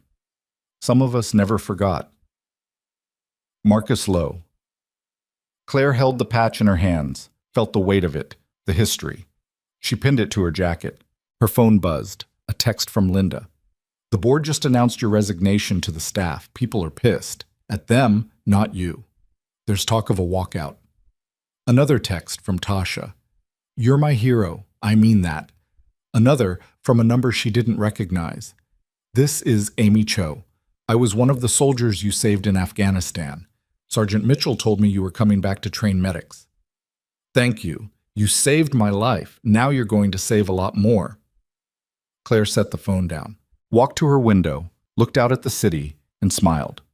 The next morning, she woke up early, ran 5 miles, came back and started packing. She didn't have much. She'd been living light for 3 years. Most of it fit in 2 boxes and a duffel bag. At noon, her doorbell rang. She opened it to find a courier holding a large envelope. Claire Bennett? That's me. Sign here. She signed. He handed her the envelope and left. Inside were her new orders, report date, location, duty assignment, and a letter from General Harrison. Captain Bennett, I'm not going to tell you this will be easy. Training the next generation of combat medics is one of the hardest jobs in the military. You'll see yourself in every student who freezes under pressure. You'll relive your worst moments every time one of them makes a mistake. But you'll also see yourself in the ones who don't freeze, the ones who move when everyone else stops, the ones who save lives because you taught them how. The 8 you lost were gone before you got to them. The 23 you saved are alive because of you. Don't forget that. See you in 2 weeks. M.H. Claire folded the letter, set it on the counter, finished packing. That evening, she drove to the hospital one last time, not through the main entrance, through the ambulance bay. She parked and sat in her car, watching the organized chaos through the windows. Nurses running, doctors shouting, gurneys moving, life and death playing out in real time. Linda came out to the bay to grab something from an ambulance, saw Claire's car, walked over. Claire rolled down the window. You leaving? Linda asked. Yeah. Where to? Army training facility in Virginia. I'm going to teach combat medicine. Linda smiled. That sounds right. Does it? Yeah. You were never meant to be invisible, Claire. You were meant to lead. I was meant to save lives. Same thing sometimes. They sat in silence for a moment. You take care of yourself, Linda said. You too. Linda started to walk away, then turned back. Hey, for what it's worth, you changed this place. Maybe not permanently, but enough that people will remember. That counts for something. She went back inside. Claire sat in the parking lot for another 10 minutes. Then she started the engine and drove away from Silverline Medical Center for the last time. She had 2 weeks to settle her affairs, close out her apartment, say goodbye to the life she'd been pretending to live. On day 3, she got a call from an unknown number. She almost didn't answer. Miss Bennett, this is Rebecca Torres from Channel 7 News. I know you've been avoiding interviews, but I wanted to let you know that Silverline Medical Center just announced major policy changes, new triage protocols based on mass casualty response, mandatory training for all staff. They're calling it the Bennett Protocol. Claire was quiet. I thought you'd want to know, Torres continued. The families you helped are crediting you with saving the hospital, not just their loved ones. They're saying you forced the system to change. I didn't do anything. You did everything, and people are noticing. Torres paused. If you ever want to tell your story, I'd be honored to help you do that. Maybe someday. Not now. I understand. Take care, Miss Bennett. The call ended. The Bennett Protocol. Claire didn't know whether to laugh or cry. On day 7, she went to the state park again. Walked the same trail, stood at the same overlook. This time, she wasn't alone. The man from the army jacket, the one who'd been at her apartment, was sitting on a rock nearby. "You following me too?" Claire asked. "Nope, just hiking." He stood, dusted off his pants. "Though I did hear you're heading to Virginia." "News travels fast." "In the veteran community, yeah." He extended his hand. "I never introduced myself properly. James Cortez, Staff Sergeant, retired." Claire shook his hand. "You were at Landstuhl." "I was. You saved my life. Figured I owed you a proper thank you." "You don't owe me anything." "Yeah, I do. We all do." He looked out at the view. "There's a group of us, you know, people you saved. We stay in touch. When Mitchell told us you were coming back, we wanted to do something for you." "Like what?" Cortez pulled an envelope from his jacket, handed it to her. Inside were letters, dozens of them, handwritten, each one from someone she'd saved. Some she remembered, some she didn't. "Dear Captain Bennett, you don't know me, but you saved my husband's life in Kabul. Captain Bennett, I was the PFC with the sucking chest wound. Because of you, I got to meet my daughter. You probably don't remember me, but I remember you." Claire's vision blurred. "We wanted you to know," Cortez said quietly, "that you didn't just save us that day. You saved our families, our futures, everything we've done since then. It's because you gave us the chance." Claire couldn't speak. Cortez put a hand on her shoulder. "Welcome back, Captain. We're all rooting for you." He left her alone on the overlook. Claire read every letter, all 23 of them. And for the first time in 3 years, she didn't see the faces of the people she'd lost. She saw the faces of the people who'd lived. On day 14, she loaded the last of her boxes into her car. The apartment was empty now, clean, like she'd never been there. She did one final walkthrough. Kitchen, bedroom, bathroom, living room where General Harrison had been standing 2 weeks ago. Her phone buzzed. A text from General Harrison. "Transportation's arranged. Car picks you up at 0600 tomorrow. Get some rest." Claire set the phone down. Looked around the empty space one last time.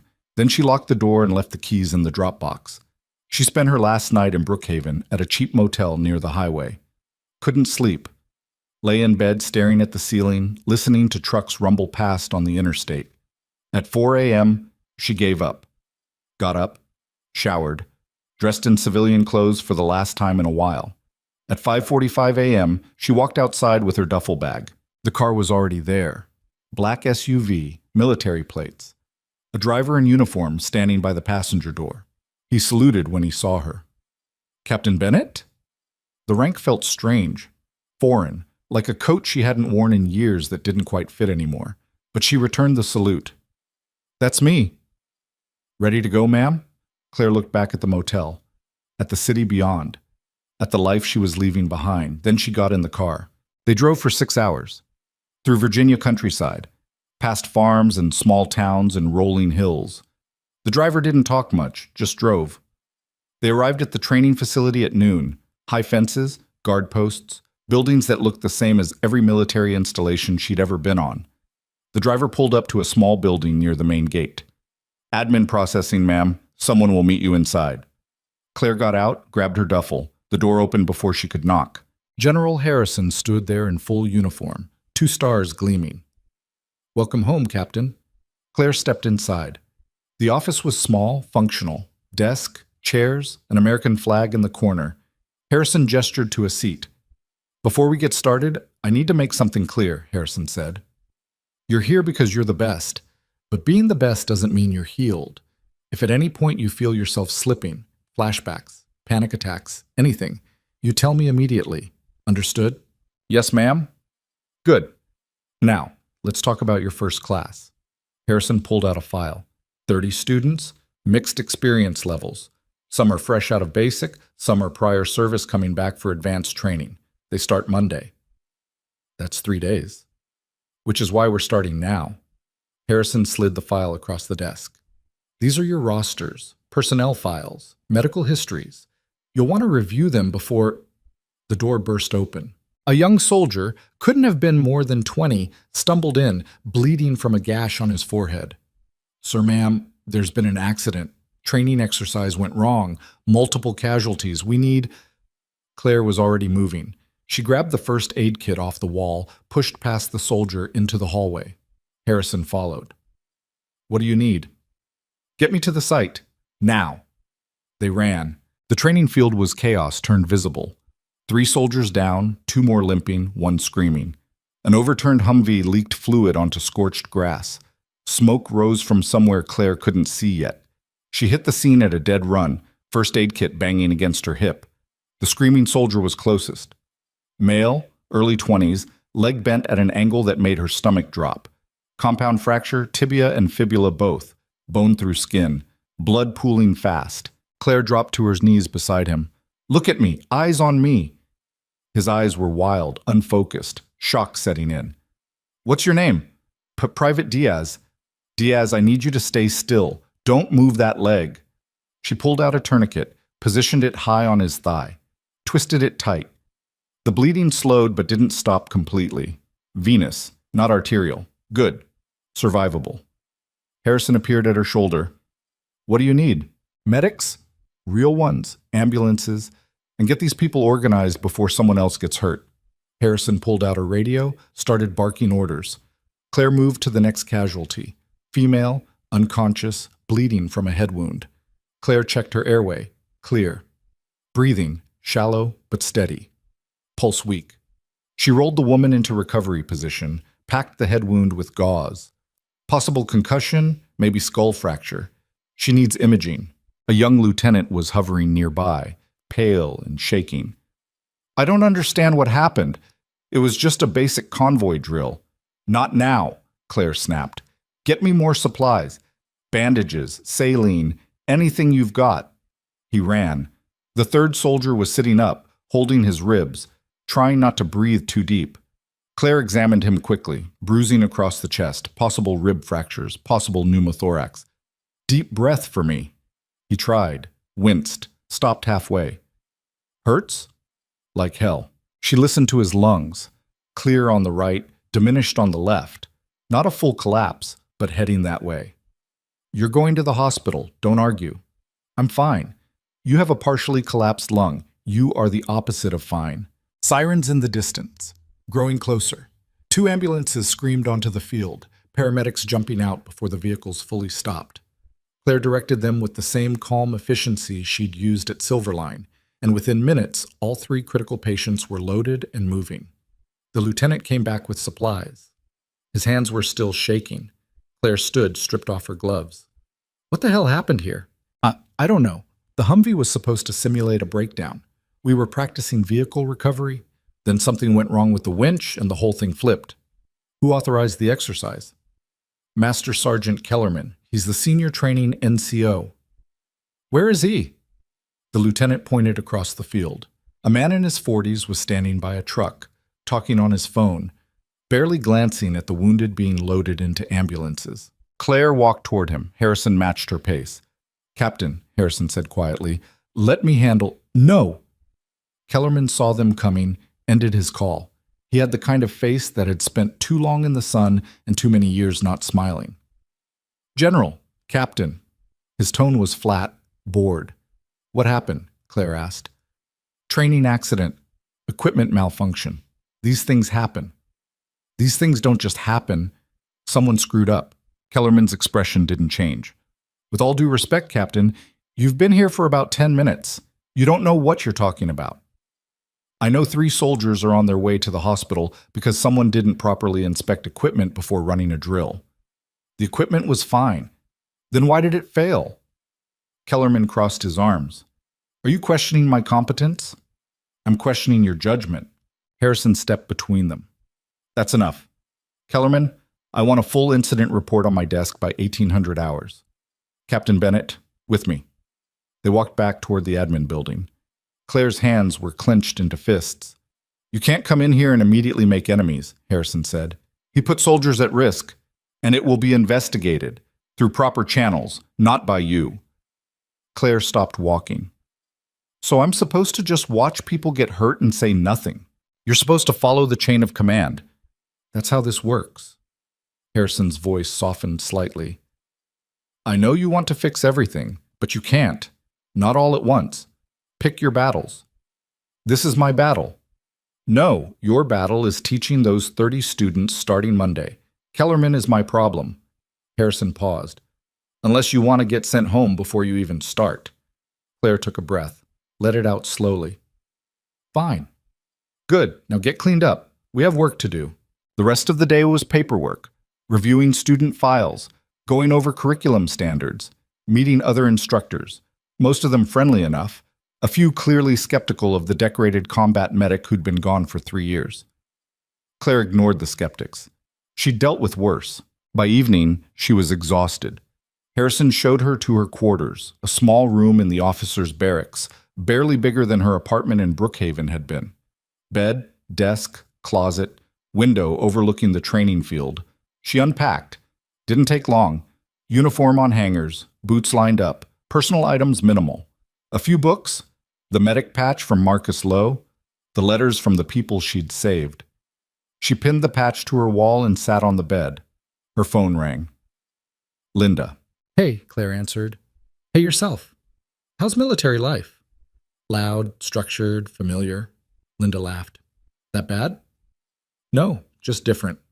Claire leaned back against the wall. How's Silverline? Still standing, barely. The new protocols are actually working. Triage times are down 40%. We had a multi-vehicle accident come through yesterday and nobody panicked. It was weird. Weird good or weird bad? Weird good. Weird like we actually knew what we were doing for once. Linda paused. They're talking about naming the new emergency wing after you. Claire closed her eyes. Tell them not to. Too late. The board already approved it. The Bennett Emergency Center has a nice ring to it. Linda, you changed that place, Claire, whether you wanted to or not. People here are different now, better. I just did my job. Yeah, and your job saved lives and fixed a broken system. That's not nothing. They talked for another 10 minutes before Linda had to go. Claire sat in the quiet room afterward, watching darkness fall outside her window. She thought about Silverline, about Kepler, suspended and facing investigation, about Holloway, who'd actually apologized, about the families who'd fought for her when she'd been too tired to fight for herself. She thought about the 8 soldiers who'd died in her arms, and the 23 who hadn't. Somewhere outside, a training exercise was wrapping up. Voices calling cadence, boots on pavement, the sound of order being maintained. Claire lay down and, for the first time in weeks, slept without dreaming. Monday morning arrived like a freight train. Claire was up at 500, dressed and ready by 5:30. She walked to the training facility, a large building with classrooms, simulation labs, and a full mock-up of a field hospital. Her classroom was on the second floor, 30 desks arranged in rows. A whiteboard at the front, medical equipment lining the walls. The students started filing in at 5:45. Young faces, mostly, a few older ones scattered throughout. They looked at her with a mixture of curiosity and wariness. The rumor mill had clearly been working overtime. At 0600 exactly, Claire closed the door. Sit down. They sat. She walked to the front of the room, didn't introduce herself, didn't smile, just looked at them. How many of you have ever seen someone die? 3 hands went up, out of 30. How many of you think you're ready to save a life under fire? More hands, maybe half the class. You're not. Claire set her coffee down on the desk. I don't care what you learned in basic. I don't care how confident you feel. Right now, none of you are ready. And if I send you into the field the way you are, you'll get someone killed. Maybe someone else. Maybe yourself. The room was dead silent. My job, Claire continued, is to make sure that doesn't happen. For the next 12 weeks, you're going to learn how to keep people alive when everything around you is trying to kill them. You're going to learn how to make decisions in seconds that most people get hours to make. You're going to learn how to function when you're exhausted, scared, and running out of supplies. She paused. Let it sink in. Some of you will fail this course. That's not a threat. That's a fact. Because I would rather fail you here, where the only consequence is embarrassment, than pass you and find out later you couldn't handle it when it mattered. A hand went up. Male student, front row, cocky expression. Captain, with all due respect, I've been training for this for 18 months. I think I can handle... Stand up. He stood. What's your name? Private First Class Jordan Webb. Webb, you see that dummy over there? Claire pointed to a medical training mannequin in the corner. You've got 60 seconds to stop arterial bleeding from a femoral wound. Go. Webb hesitated for half a second, then moved. He grabbed supplies from the wall, dropped to his knees beside the dummy, positioned a tourniquet, started tightening it. Time, Claire said after 30 seconds. But you said 60. In combat, you don't get 60 seconds. You get however long it takes for someone to bleed out, which, for a femoral artery, is about 2 minutes if you're lucky. She walked over, examined his work.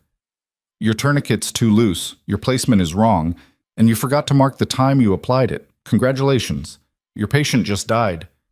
Webb's face went red. Sit down. Claire turned to the rest of the class. Anyone else think they're ready? No hands. Good. Now we can start. The next 3 hours were brutal. Claire ran them through basic trauma scenarios, exposing every gap in their knowledge, every moment of hesitation. She didn't yell, didn't need to. Her calm, clinical dissection of their mistakes was more effective than any amount of screaming. By the time she dismissed them for lunch, they looked shell-shocked. As they filed out, one student, a woman, late 20s, quieter than the others, approached Claire's desk. Captain? What is it, Private? Sullivan? I just wanted to say thank you. Claire looked up. For what? For not going easy on us.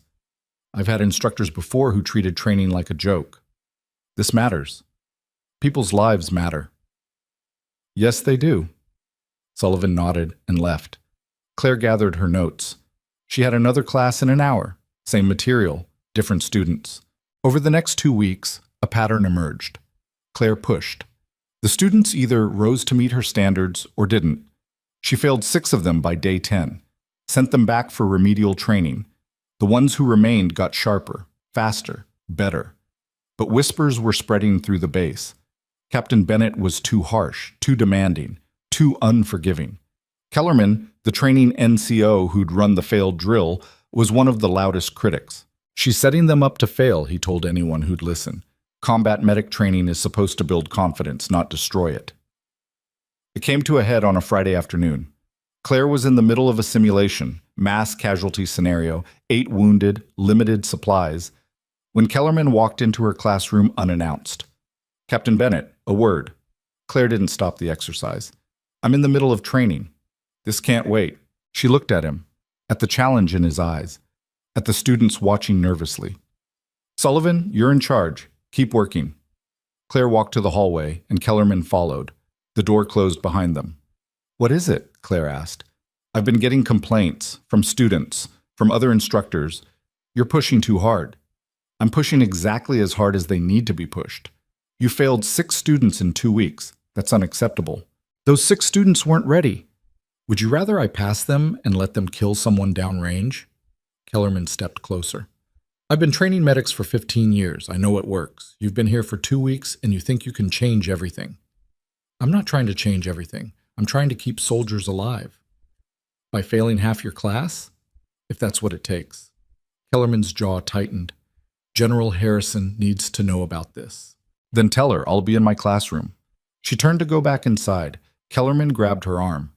Claire's training kicked in before her brain caught up. She had him against the wall, his arm bent behind him, in under 2 seconds. Don't touch me. She released him and walked back into the classroom, leaving Kellerman in the hallway rubbing his shoulder. The simulation continued. Nobody mentioned what had just happened, but Claire saw the looks, the uncertainty, the question forming in their minds. Was their instructor unstable? After class, she went straight to Harrison's office, didn't wait to be summoned, just knocked and entered. Harrison looked up from her desk. I was just about to call you. Kellerman's filing a complaint. I'm aware. He was here 20 minutes ago. Harrison set down her pen. He says you assaulted him. He grabbed me. I defended myself. He says he touched your arm to get your attention. He grabbed me after I told him I was going back to class. That's not getting attention. That's asserting dominance. Harrison sighed. Claire, you can't put NCOs against walls every time they irritate you. He didn't irritate me. He put his hands on me. And now he's demanding you be removed from teaching duty pending an investigation. Claire went very still. What? I told him no, but he's going over my head, filing a formal complaint with the base commander. Harrison leaned back in her chair. This is exactly what I warned you about. Making enemies, burning bridges. I'm doing my job. You're doing your job in a way that makes people uncomfortable, and in the military that matters. So what do you want me to do? Smile more? Fail fewer students? Pretend everything's fine when it's not? I want you to survive long enough to actually make a difference. Harrison stood. You're a brilliant medic, Claire. Maybe the best I've ever seen. But you're also abrasive, impatient, and completely unwilling to play politics. That combination is going to get you kicked out before you finish your first class. Then what's the point? The point is that you can't save everyone if you alienate everyone. Harrison walked around her desk. I'm on your side, but I can't protect you if you keep giving them ammunition. Claire looked at the floor. What do you want me to do? Apologize to Kellerman, publicly. Make it clear that you overreacted. I didn't overreact. I know, but that doesn't matter. What matters is perception, and right now the perception is that you're unstable. Harrison paused. Swallow your pride. Apologize. Move on. Claire's hands clenched. And if I don't? Then you'll be gone by the end of the week. And those 30 students will go back to being trained by people who don't care if they live or die. The choice wasn't really a choice. The next morning, Claire found Kellerman in the instructor break room. He was drinking coffee, talking to 2 other NCOs. He saw her come in, and his expression went smug. Master Sergeant Kellerman, Claire said, can I speak with you? I'm busy. It'll just take a minute. He made a show of checking his watch. Fine, 1 minute. The other NCOs left, clearly sensing drama. Claire took a breath. I wanted to apologize for yesterday. I overreacted when you touched my arm. It was inappropriate, and I'm sorry. Kellerman set down his coffee, smiled. You know what? I accept your apology, and I'll withdraw my complaint. Thank you. On one condition. Claire waited. You ease up on the students. Stop failing people for minor mistakes. Start building them up instead of tearing them down. He leaned against the counter. Because the way you're running things now, it's not sustainable, and it's making this whole program look bad. My job is to train them properly, not make them feel good. Your job is whatever I say it is. I'm the senior training NCO. You report to me. I report to General Harrison. Harrison's not here every day, I am. Kellerman stepped closer. Here's how this is going to work. You're going to adjust your standards. You're going to pass at least 80% of your students, and you're going to stop making me look bad in front of the other instructors. Do that, and we'll get along fine. Claire stared at him. And if I don't, then I'll make sure you don't last long enough to finish this training cycle. I've been doing this for 15 years. I know how to work the system. You're just a captain with a fancy medal and a bad attitude. Who do you think they're going to believe? The room was very quiet. Claire walked to the door, stopped, turned back. You're right about one thing, she said. I do have a bad attitude, especially when someone threatens me. That wasn't a threat. That was advice. No. A threat is what happens when you try to interfere with my training again. She met his eyes. I don't care how long you've been here. I don't care who you know. You put your hands on me again, or you try to sabotage my students, and I will bury you so deep you'll need a map to find daylight. Are we clear? Kellerman's smile faded. You can't talk to me like that. I just did. She left. Her hands were shaking by the time she got back to her quarters.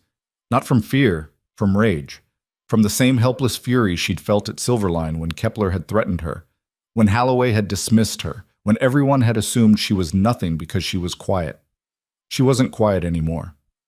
That afternoon, she got a call from Harrison. My office. Now.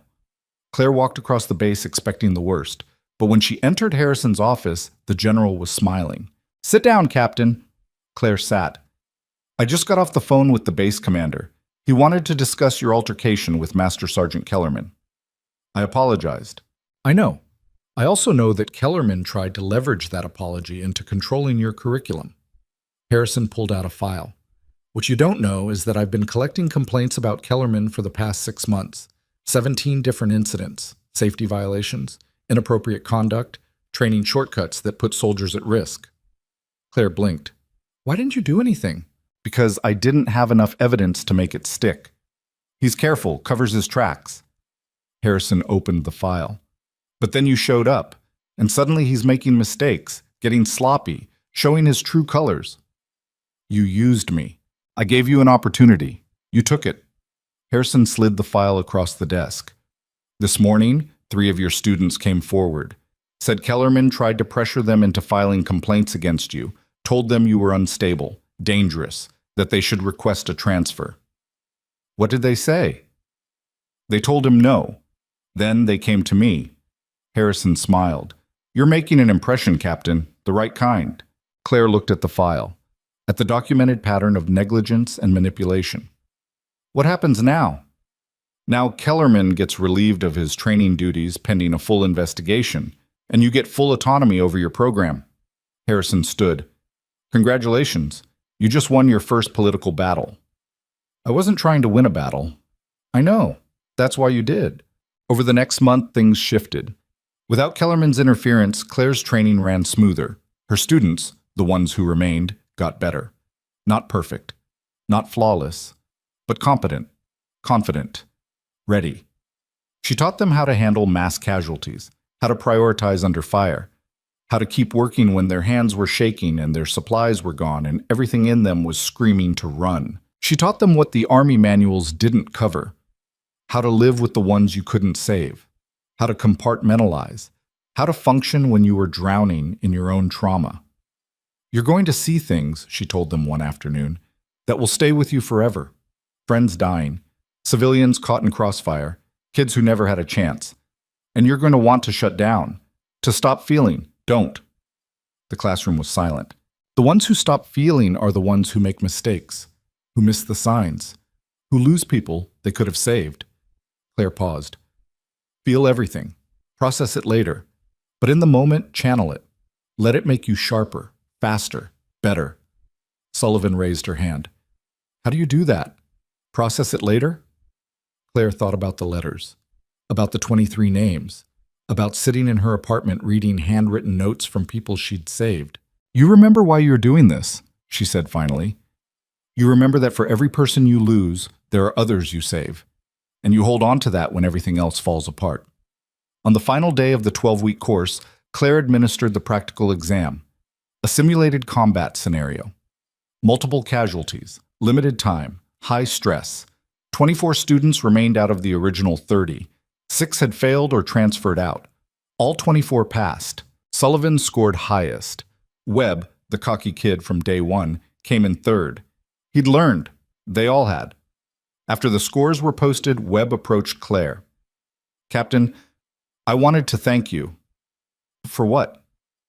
For not letting me coast, for making me actually work. He paused.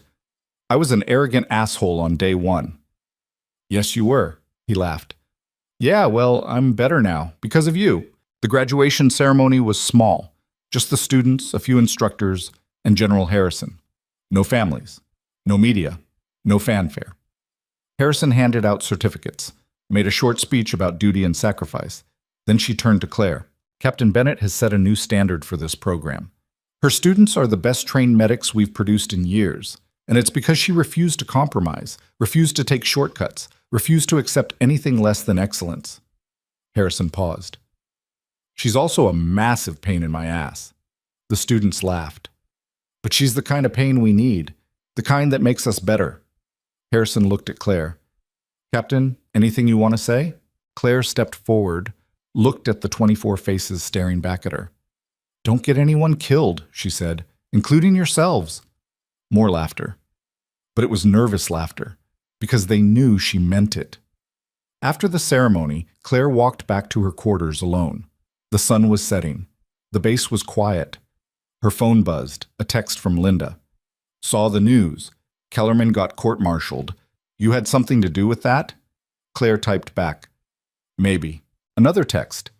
You're terrifying. In a good way. Claire smiled. That night, she got a call from an unknown number. She almost didn't answer. Captain Bennett? Speaking. This is Dr. Raymond Kepler. Claire went very still. Kepler's voice was different than she remembered, smaller, tired. I'm calling to inform you that the investigation into my conduct at Silverline has concluded. I've been terminated. My medical license is under review. Claire said nothing.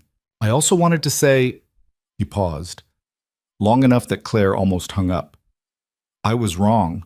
About you. About everything. You were the best thing that hospital had, and I threw it away because I was too proud to see it. Why are you telling me this?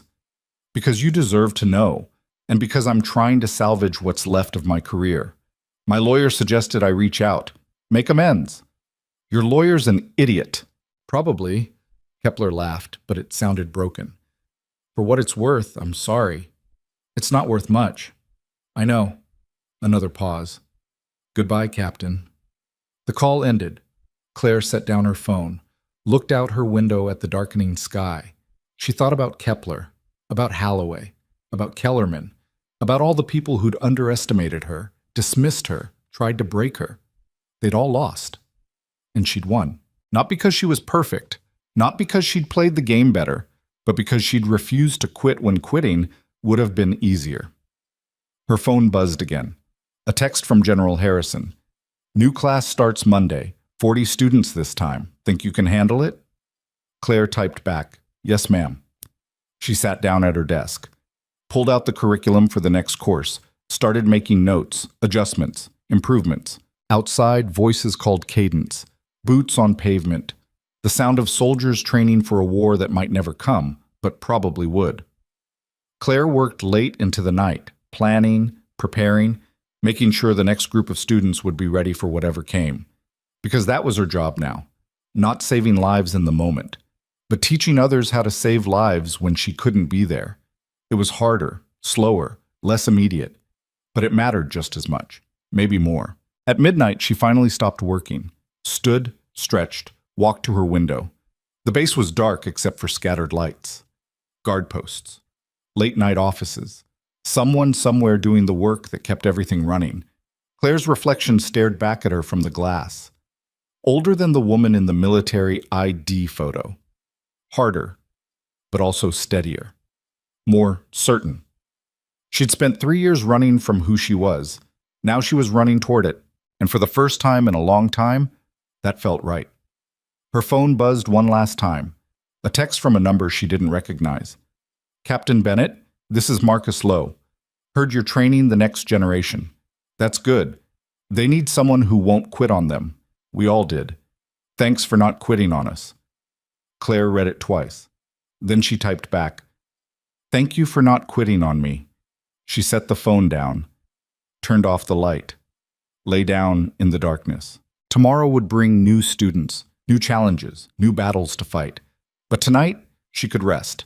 Because for the first time since Helmand Province, Claire Bennett wasn't running anymore. She was home. 6 months later, Claire stood in front of her 4th graduating class. 38 students this time. The program had grown. Word was spreading through the military. If you wanted to survive, you trained under Captain Bennett. The ceremony was larger now too. Families in the audience. Officers from other bases. A few journalists who'd gotten permission to cover what was being called the most rigorous combat medic training in the armed forces. Claire didn't care about any of that. She cared about the faces in front of her. The ones who'd started cocky and ended humble. The ones who'd arrived broken and left stronger. The ones who'd learned that saving lives wasn't about being perfect. It was about refusing to quit when perfect wasn't possible. General Harrison finished her speech and turned to Claire. Captain, your remarks. Claire stepped to the podium, looked out at the students, at the families, at the cameras. I'm not going to tell you that you're ready, she said, because you're not. Nobody ever is. The first time you treat a real casualty under fire, you're going to be terrified. Your hands will shake, your mind will blank. Everything I taught you will feel like it's evaporating. Parents shifted uncomfortably. A few students looked nervous.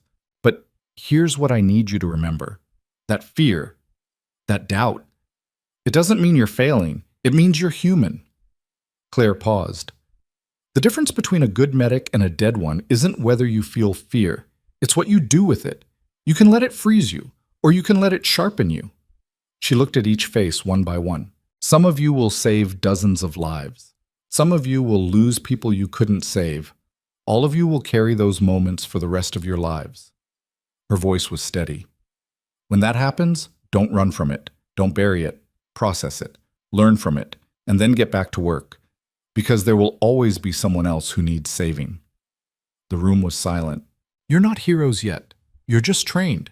Heroes are made in moments you can't prepare for. But I've given you the tools. What you do with them is up to you. She stepped back. The applause was loud, but Claire barely heard it. She was watching her students, watching them absorb what she'd said, watching them understand. After the ceremony, families swarmed the graduates. Claire hung back, gave them space. She was about to leave when someone called her name. Captain Bennett? She turned. A woman in her 60s, silver hair, kind eyes. Next to her was Sullivan, the student who'd thanked Claire on the first day. Captain, this is my mother, Sullivan said. The woman extended her hand. Sarah Sullivan. I wanted to thank you personally for what you've done for my daughter. Claire shook her hand. She did the work herself. Maybe. But you showed her how. Sarah's eyes were wet. She told me about the first day, how you broke them all down, made them realize they weren't ready. She said it was the hardest thing she'd ever done. It was supposed to be. And now she's going to Afghanistan, to a forward operating base where she'll be the only medic for 200 soldiers. Sarah's voice cracked. I'm terrified. But I'm also grateful, because I know if anyone can bring her home alive, it's her, and she's only that person because of you. Claire didn't know what to say to that, so she just nodded. Sullivan hugged her mother, then turned to Claire. I won't let you down, Captain. Don't worry about me. Worry about the soldiers counting on you. Yes, ma'am. They left, and Claire walked back to her office alone. The sun was setting. The base was emptying out. Another class done. Another group of students sent into the world. She sat at her desk and pulled up her email. 300 unread messages. She'd gotten used to ignoring most of them. Interview requests, speaking invitations, people wanting a piece of the story. But one caught her eye. Subject line, Silverline Medical Center. She opened it. Captain Bennett, my name is Dr. Elena Rodriguez. I was recently appointed Chief of Emergency Medicine at Silverline Medical Center. I'm writing to inform you that the Bennett Emergency Center officially opened last week. The new wing includes state-of-the-art triage facilities, expanded trauma bays, and a dedicated training center for emergency response. I also wanted you to know that we've implemented your protocols hospital-wide. Response times are down, survival rates are up. We're saving lives we would have lost a year ago. You changed this hospital, Captain. Even though you're gone, your influence remains. I thought you should know that. If you're ever in Brookhaven, the doors are always open. Respectfully, Dr. Elena Rodriguez Claire read it twice, set the phone down, looked out the window at the darkening sky. Silverline was better. The Army was better. The students she'd trained were better. And somewhere along the way, she'd gotten better too. Her phone rang. Harrison. Captain, I need you in my office. Now? Now. Claire walked across the base, wondering what crisis had emerged. But when she entered Harrison's office, the general was smiling. Sit down. Claire sat. Harrison slid a folder across the desk. Open it. Inside was a promotion packet. Captain to Major, effective immediately. Claire looked up. I've only been here 6 months. And in those 6 months, you've trained 132 combat medics. 0 failures in the field so far. Kellerman's gone, the program's better, and other bases are asking for your curriculum. Harrison leaned back. You've earned this. I don't want it. Harrison blinked. Excuse me? I don't want a promotion. I want to keep training medics. You can do both. No, as a major, I'll get pulled into administrative work, policy meetings, budget reviews. I didn't come back for that. Claire pushed the folder back across the desk. I came back to teach. Harrison studied her for a long moment. You know how rare it is for someone to turn down a promotion? I don't care about rank. I care about results. And if I order you to take it? Claire met her eyes. Then I'll respectfully request to be transferred to a position where I can actually make a difference. Harrison laughed, actually laughed. You're impossible. Yes, ma'am. Fine. No promotion, but you're getting a pay raise anyway, and I'm expanding your program. 6 classes a year instead of 4. Can you handle that? Yes? Good. Now get out of my office before I change my mind. Claire stood to leave, then paused. General, can I ask you something? What? Why did you really bring me back? It wasn't just because I'm good at this. Harrison was quiet for a moment. You want the truth? Always. I brought you back because you're exactly what the Army needs right now. Someone who doesn't care about politics. Someone who can't be bought or intimidated. Someone who does the right thing even when it costs them. Harrison paused. We have plenty of good soldiers. We need more good people. You're both. Claire didn't know what to say to that either, so she just nodded and left. That night, she got a video call from Linda. When the screen connected, Linda was in scrubs standing in the new Bennett Emergency Center. Behind her, Claire could see the modern equipment, the organized flow, the staff moving with purpose. Look at this place, Linda said, panning the camera around. It's incredible. We had a 4-car pileup come through this afternoon. 12 casualties, 3 critical. We handled it without breaking a sweat. That's good. It's better than good. It's what you built, even from 1,000 miles away. Linda turned the camera back to herself. How are you doing? Busy. Training a new class starts Monday. Do they know how lucky they are? They will, after I'm done with them. Linda smiled. I miss you, you know. The hospital's better, but it's not the same without you yelling at people. I never yelled. No, you just stared at them until they fixed their mistakes. Somehow that was worse. They talked for another 20 minutes about Silverline, about the students, about nothing and everything. When the call ended, Claire sat in the quiet of her quarters feeling something she hadn't felt in years. Content, not happy, not healed, but content. She'd made peace with the 8 she'd lost, not by forgetting them, by remembering the 23 she'd saved, and all the others she'd saved through the students she trained. The next week brought news that made her pause. Tasha had sent a text with a link to an article. Disgraced hospital administrator faces charges. Claire opened it. Dr. Raymond Kepler, former chief of staff at Silverline Medical Center, has been charged with multiple counts of negligence and fraud. An investigation revealed systematic cover-ups of safety violations, falsified training records, and financial mismanagement spanning 3 years. The charges were brought forward after several former employees came forward with evidence. Among them was Dr. Marcus Halloway, who provided testimony detailing Kepler's pattern of retaliating against staff who reported problems.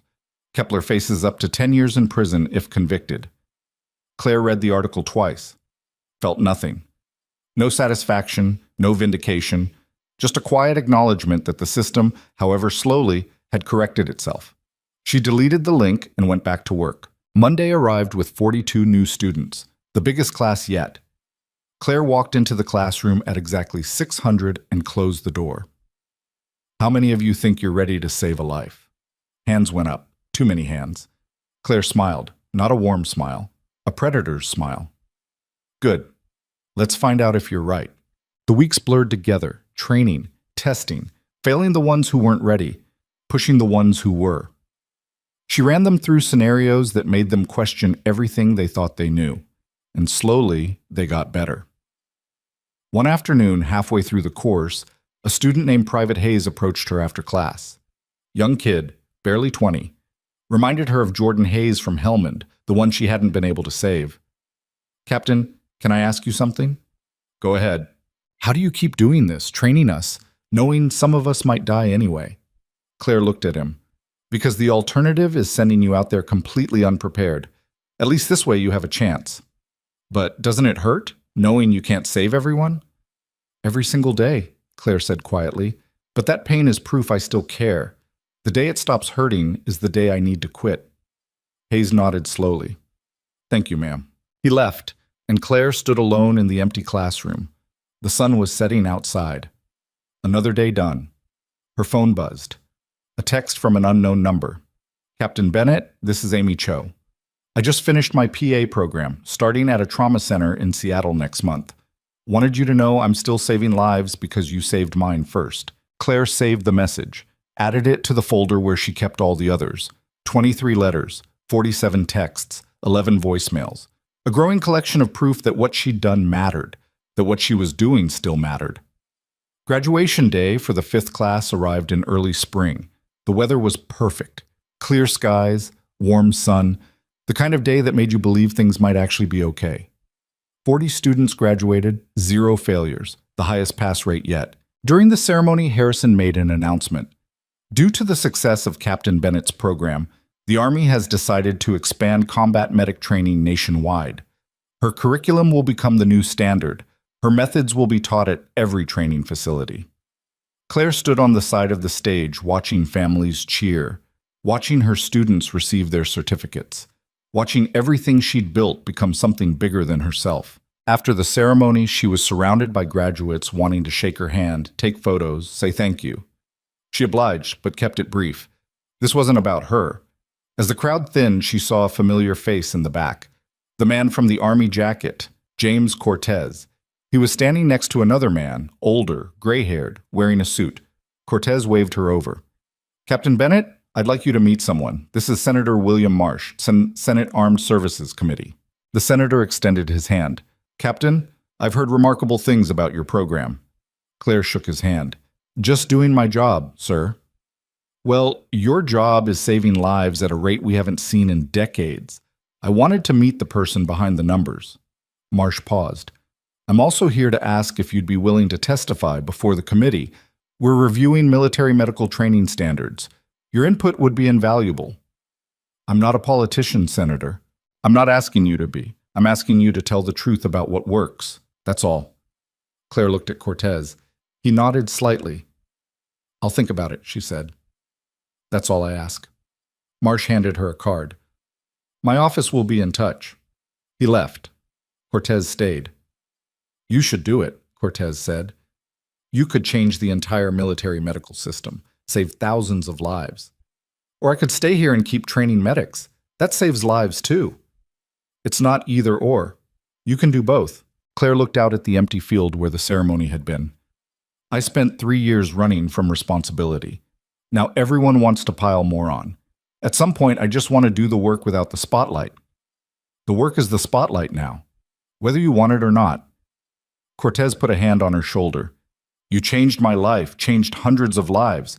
Don't stop now because it's getting complicated. He walked away, leaving Claire alone with her thoughts. That evening, she sat in her quarters and actually considered it, testifying, expanding her influence beyond just the students she could personally train, changing policy instead of just executing it. It terrified her. But so had going back to Silverline. So had accepting Harrison's offer. So had facing her demons and choosing to move forward instead of staying stuck. Maybe being terrified was just part of the job. Her phone rang. She almost ignored it, but the number was local. Captain Bennett speaking. Claire, it's Sullivan. What's wrong? Claire could hear noise in the background, shouting, chaos. Nothing's wrong. Everything's right. Sullivan's voice was breathless, excited. We just had a mass casualty event, IED attack, 15 wounded. I ran the triage exactly like you taught me. Saved 13 of them. 13, Claire. What about the other 2? Gone before I got there, just like you said. Some people are already lost. Sullivan paused. But 13 people are alive right now because you taught me how to keep them that way. I needed you to know that. Claire's throat was tight. You did good, Sullivan. I learned from the best. The call ended. Claire sat in the darkness, letting the words sink in. 13 lives, saved by a student she'd trained, who'd save more students, who'd save more lives, who'd train others, The ripple effect was infinite, and it had started with her refusing to quit. She pulled out Senator Marsh's card, stared at it for a long moment. Then she sent him an email. I'll testify. Tell me when and where. 3 months later, Claire stood in front of the Senate Armed Services Committee. The room was packed, cameras everywhere. Questions coming rapid fire from senators who'd clearly never treated a casualty in their lives. But Claire answered every single one. Calm, direct, unflinching. She told them about Helmand, about the 8 she'd lost and the 23 she'd saved, about training students who'd gone on to save hundreds more, about a system that worked when you refused to compromise. The question isn't whether we can afford to train our medics properly, she said. It's whether we can afford not to. Every shortcut we take, every standard we lower, every time we prioritize budget over preparedness, we're making a choice. We're choosing who lives and who dies before they ever set foot in a combat zone. Senator Marsh leaned forward. And what would you recommend, Captain? Fund the training, fully, properly. Stop treating it like an expense and start treating it like an investment, because the return on that investment is measured in lives. Claire paused. And if that's not enough motivation, consider this. The soldiers we're sending into combat zones are someone's child, someone's spouse, someone's parent. They deserve trainers who won't quit on them, who won't take shortcuts, who will prepare them for the worst so they can survive it. The room was silent. No further questions, Marsh said quietly. The testimony went viral. Within 24 hours, it had been viewed 15 million times. Within a week, Congress had passed emergency funding for military medical training. Within a month, Claire's curriculum was being implemented at every base in the country. She didn't watch the coverage, didn't read the articles, just went back to work. Because there was always another class, always more students, always more lives to save. On a quiet afternoon 6 months after her testimony, Claire walked to the overlook on base, a small hill with a view of the training fields. She stood there watching students run drills, watching them practice, watching them learn. Her phone buzzed. A text from Linda. Just wanted you to know, the Bennett Emergency Center treated its 10,000th patient today, all because you showed us how to do it right. Another text from Harrison. The Army just released statistics. Combat medic survival rates are up 40% since you redesigned the program. That's hundreds of lives, Captain. Another from Sullivan. Trained my first student today. Passed down everything you taught me. The cycle continues. Claire read them all, saved them, added them to the collection. Then she looked out at the students below, at the next generation learning to save lives, at the future being built one lesson at a time. She thought about the journey that had brought her here. From the quiet nurse nobody noticed, to the suspended employee fighting to be heard, to the veteran who'd come home broken, to the teacher rebuilding herself by building others. It hadn't been smooth, hadn't been easy, hadn't been anything close to perfect, but it had been worth it, because she'd learned something in the chaos. Being underestimated wasn't a weakness. It was an opportunity. People who dismissed you were showing you their blind spots, and when you were ready, when the moment demanded it, you could step into that blind spot and show them exactly what they'd missed. She'd been dismissed as just a nurse, just a woman, just someone to ignore, and she'd proven that just was the most dangerous word people could use. Because there was no such thing as just a nurse, just a soldier, just anyone.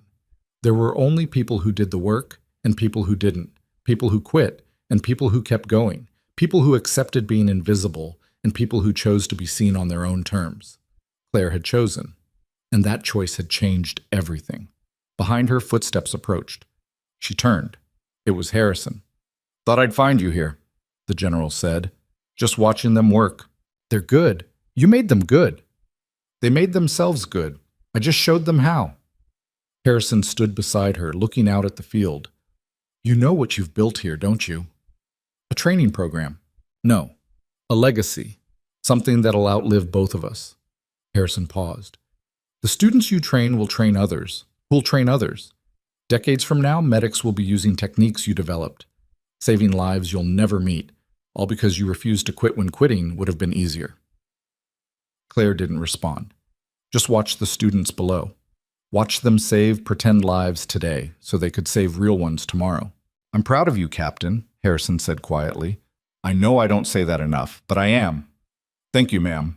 Harrison left. Claire stayed. The sun was setting now, turning the sky orange and pink. The students were finishing their drills, heading back to barracks. Another day done. Claire pulled out her phone, looked at the messages, at the proof that what she did mattered.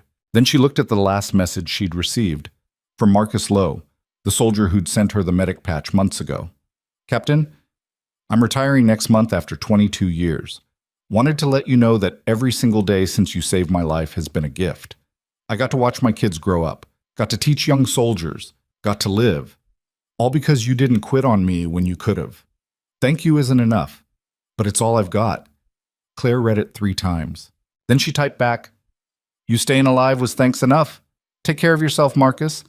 She put the phone away. Took one last look at the training field, at the place where broken people came to be rebuilt, where fear was transformed into competence, where lives were saved before they were ever at risk. This was her place now. Not Silverline, not Brookhaven, not the past. Here, training, teaching, building something that would outlast her. And for the first time since Helmand Province, Claire Bennett felt exactly where she was supposed to be. She walked back toward the admin building as the last light faded from the sky. Tomorrow would bring new students, new challenges, new opportunities to make a difference. But tonight, she could rest knowing she'd already made one. The quiet nurse who'd been dismissed, suspended, and fired had become the decorated captain whose methods were changing the entire military medical system. Not through rage, not through revenge, through refusing to quit, through doing the work, through proving that the people who underestimated you were just giving you room to surprise them. And Claire had surprised everyone, including herself. She opened the door to her quarters, hung up her jacket, saw the medic patch on the wall, the letters in her desk, the life she'd built from the wreckage of the one she'd lost, and she smiled. Because she'd learned the hardest lesson of all. You don't need anyone's permission to be who you are. You don't need their approval. You don't need them to see your worth. You just need to see it yourself. And then you need to prove it. Every single day, until the world has no choice but to notice. Claire Bennett had been invisible once. Now she was unforgettable. And that made all the difference.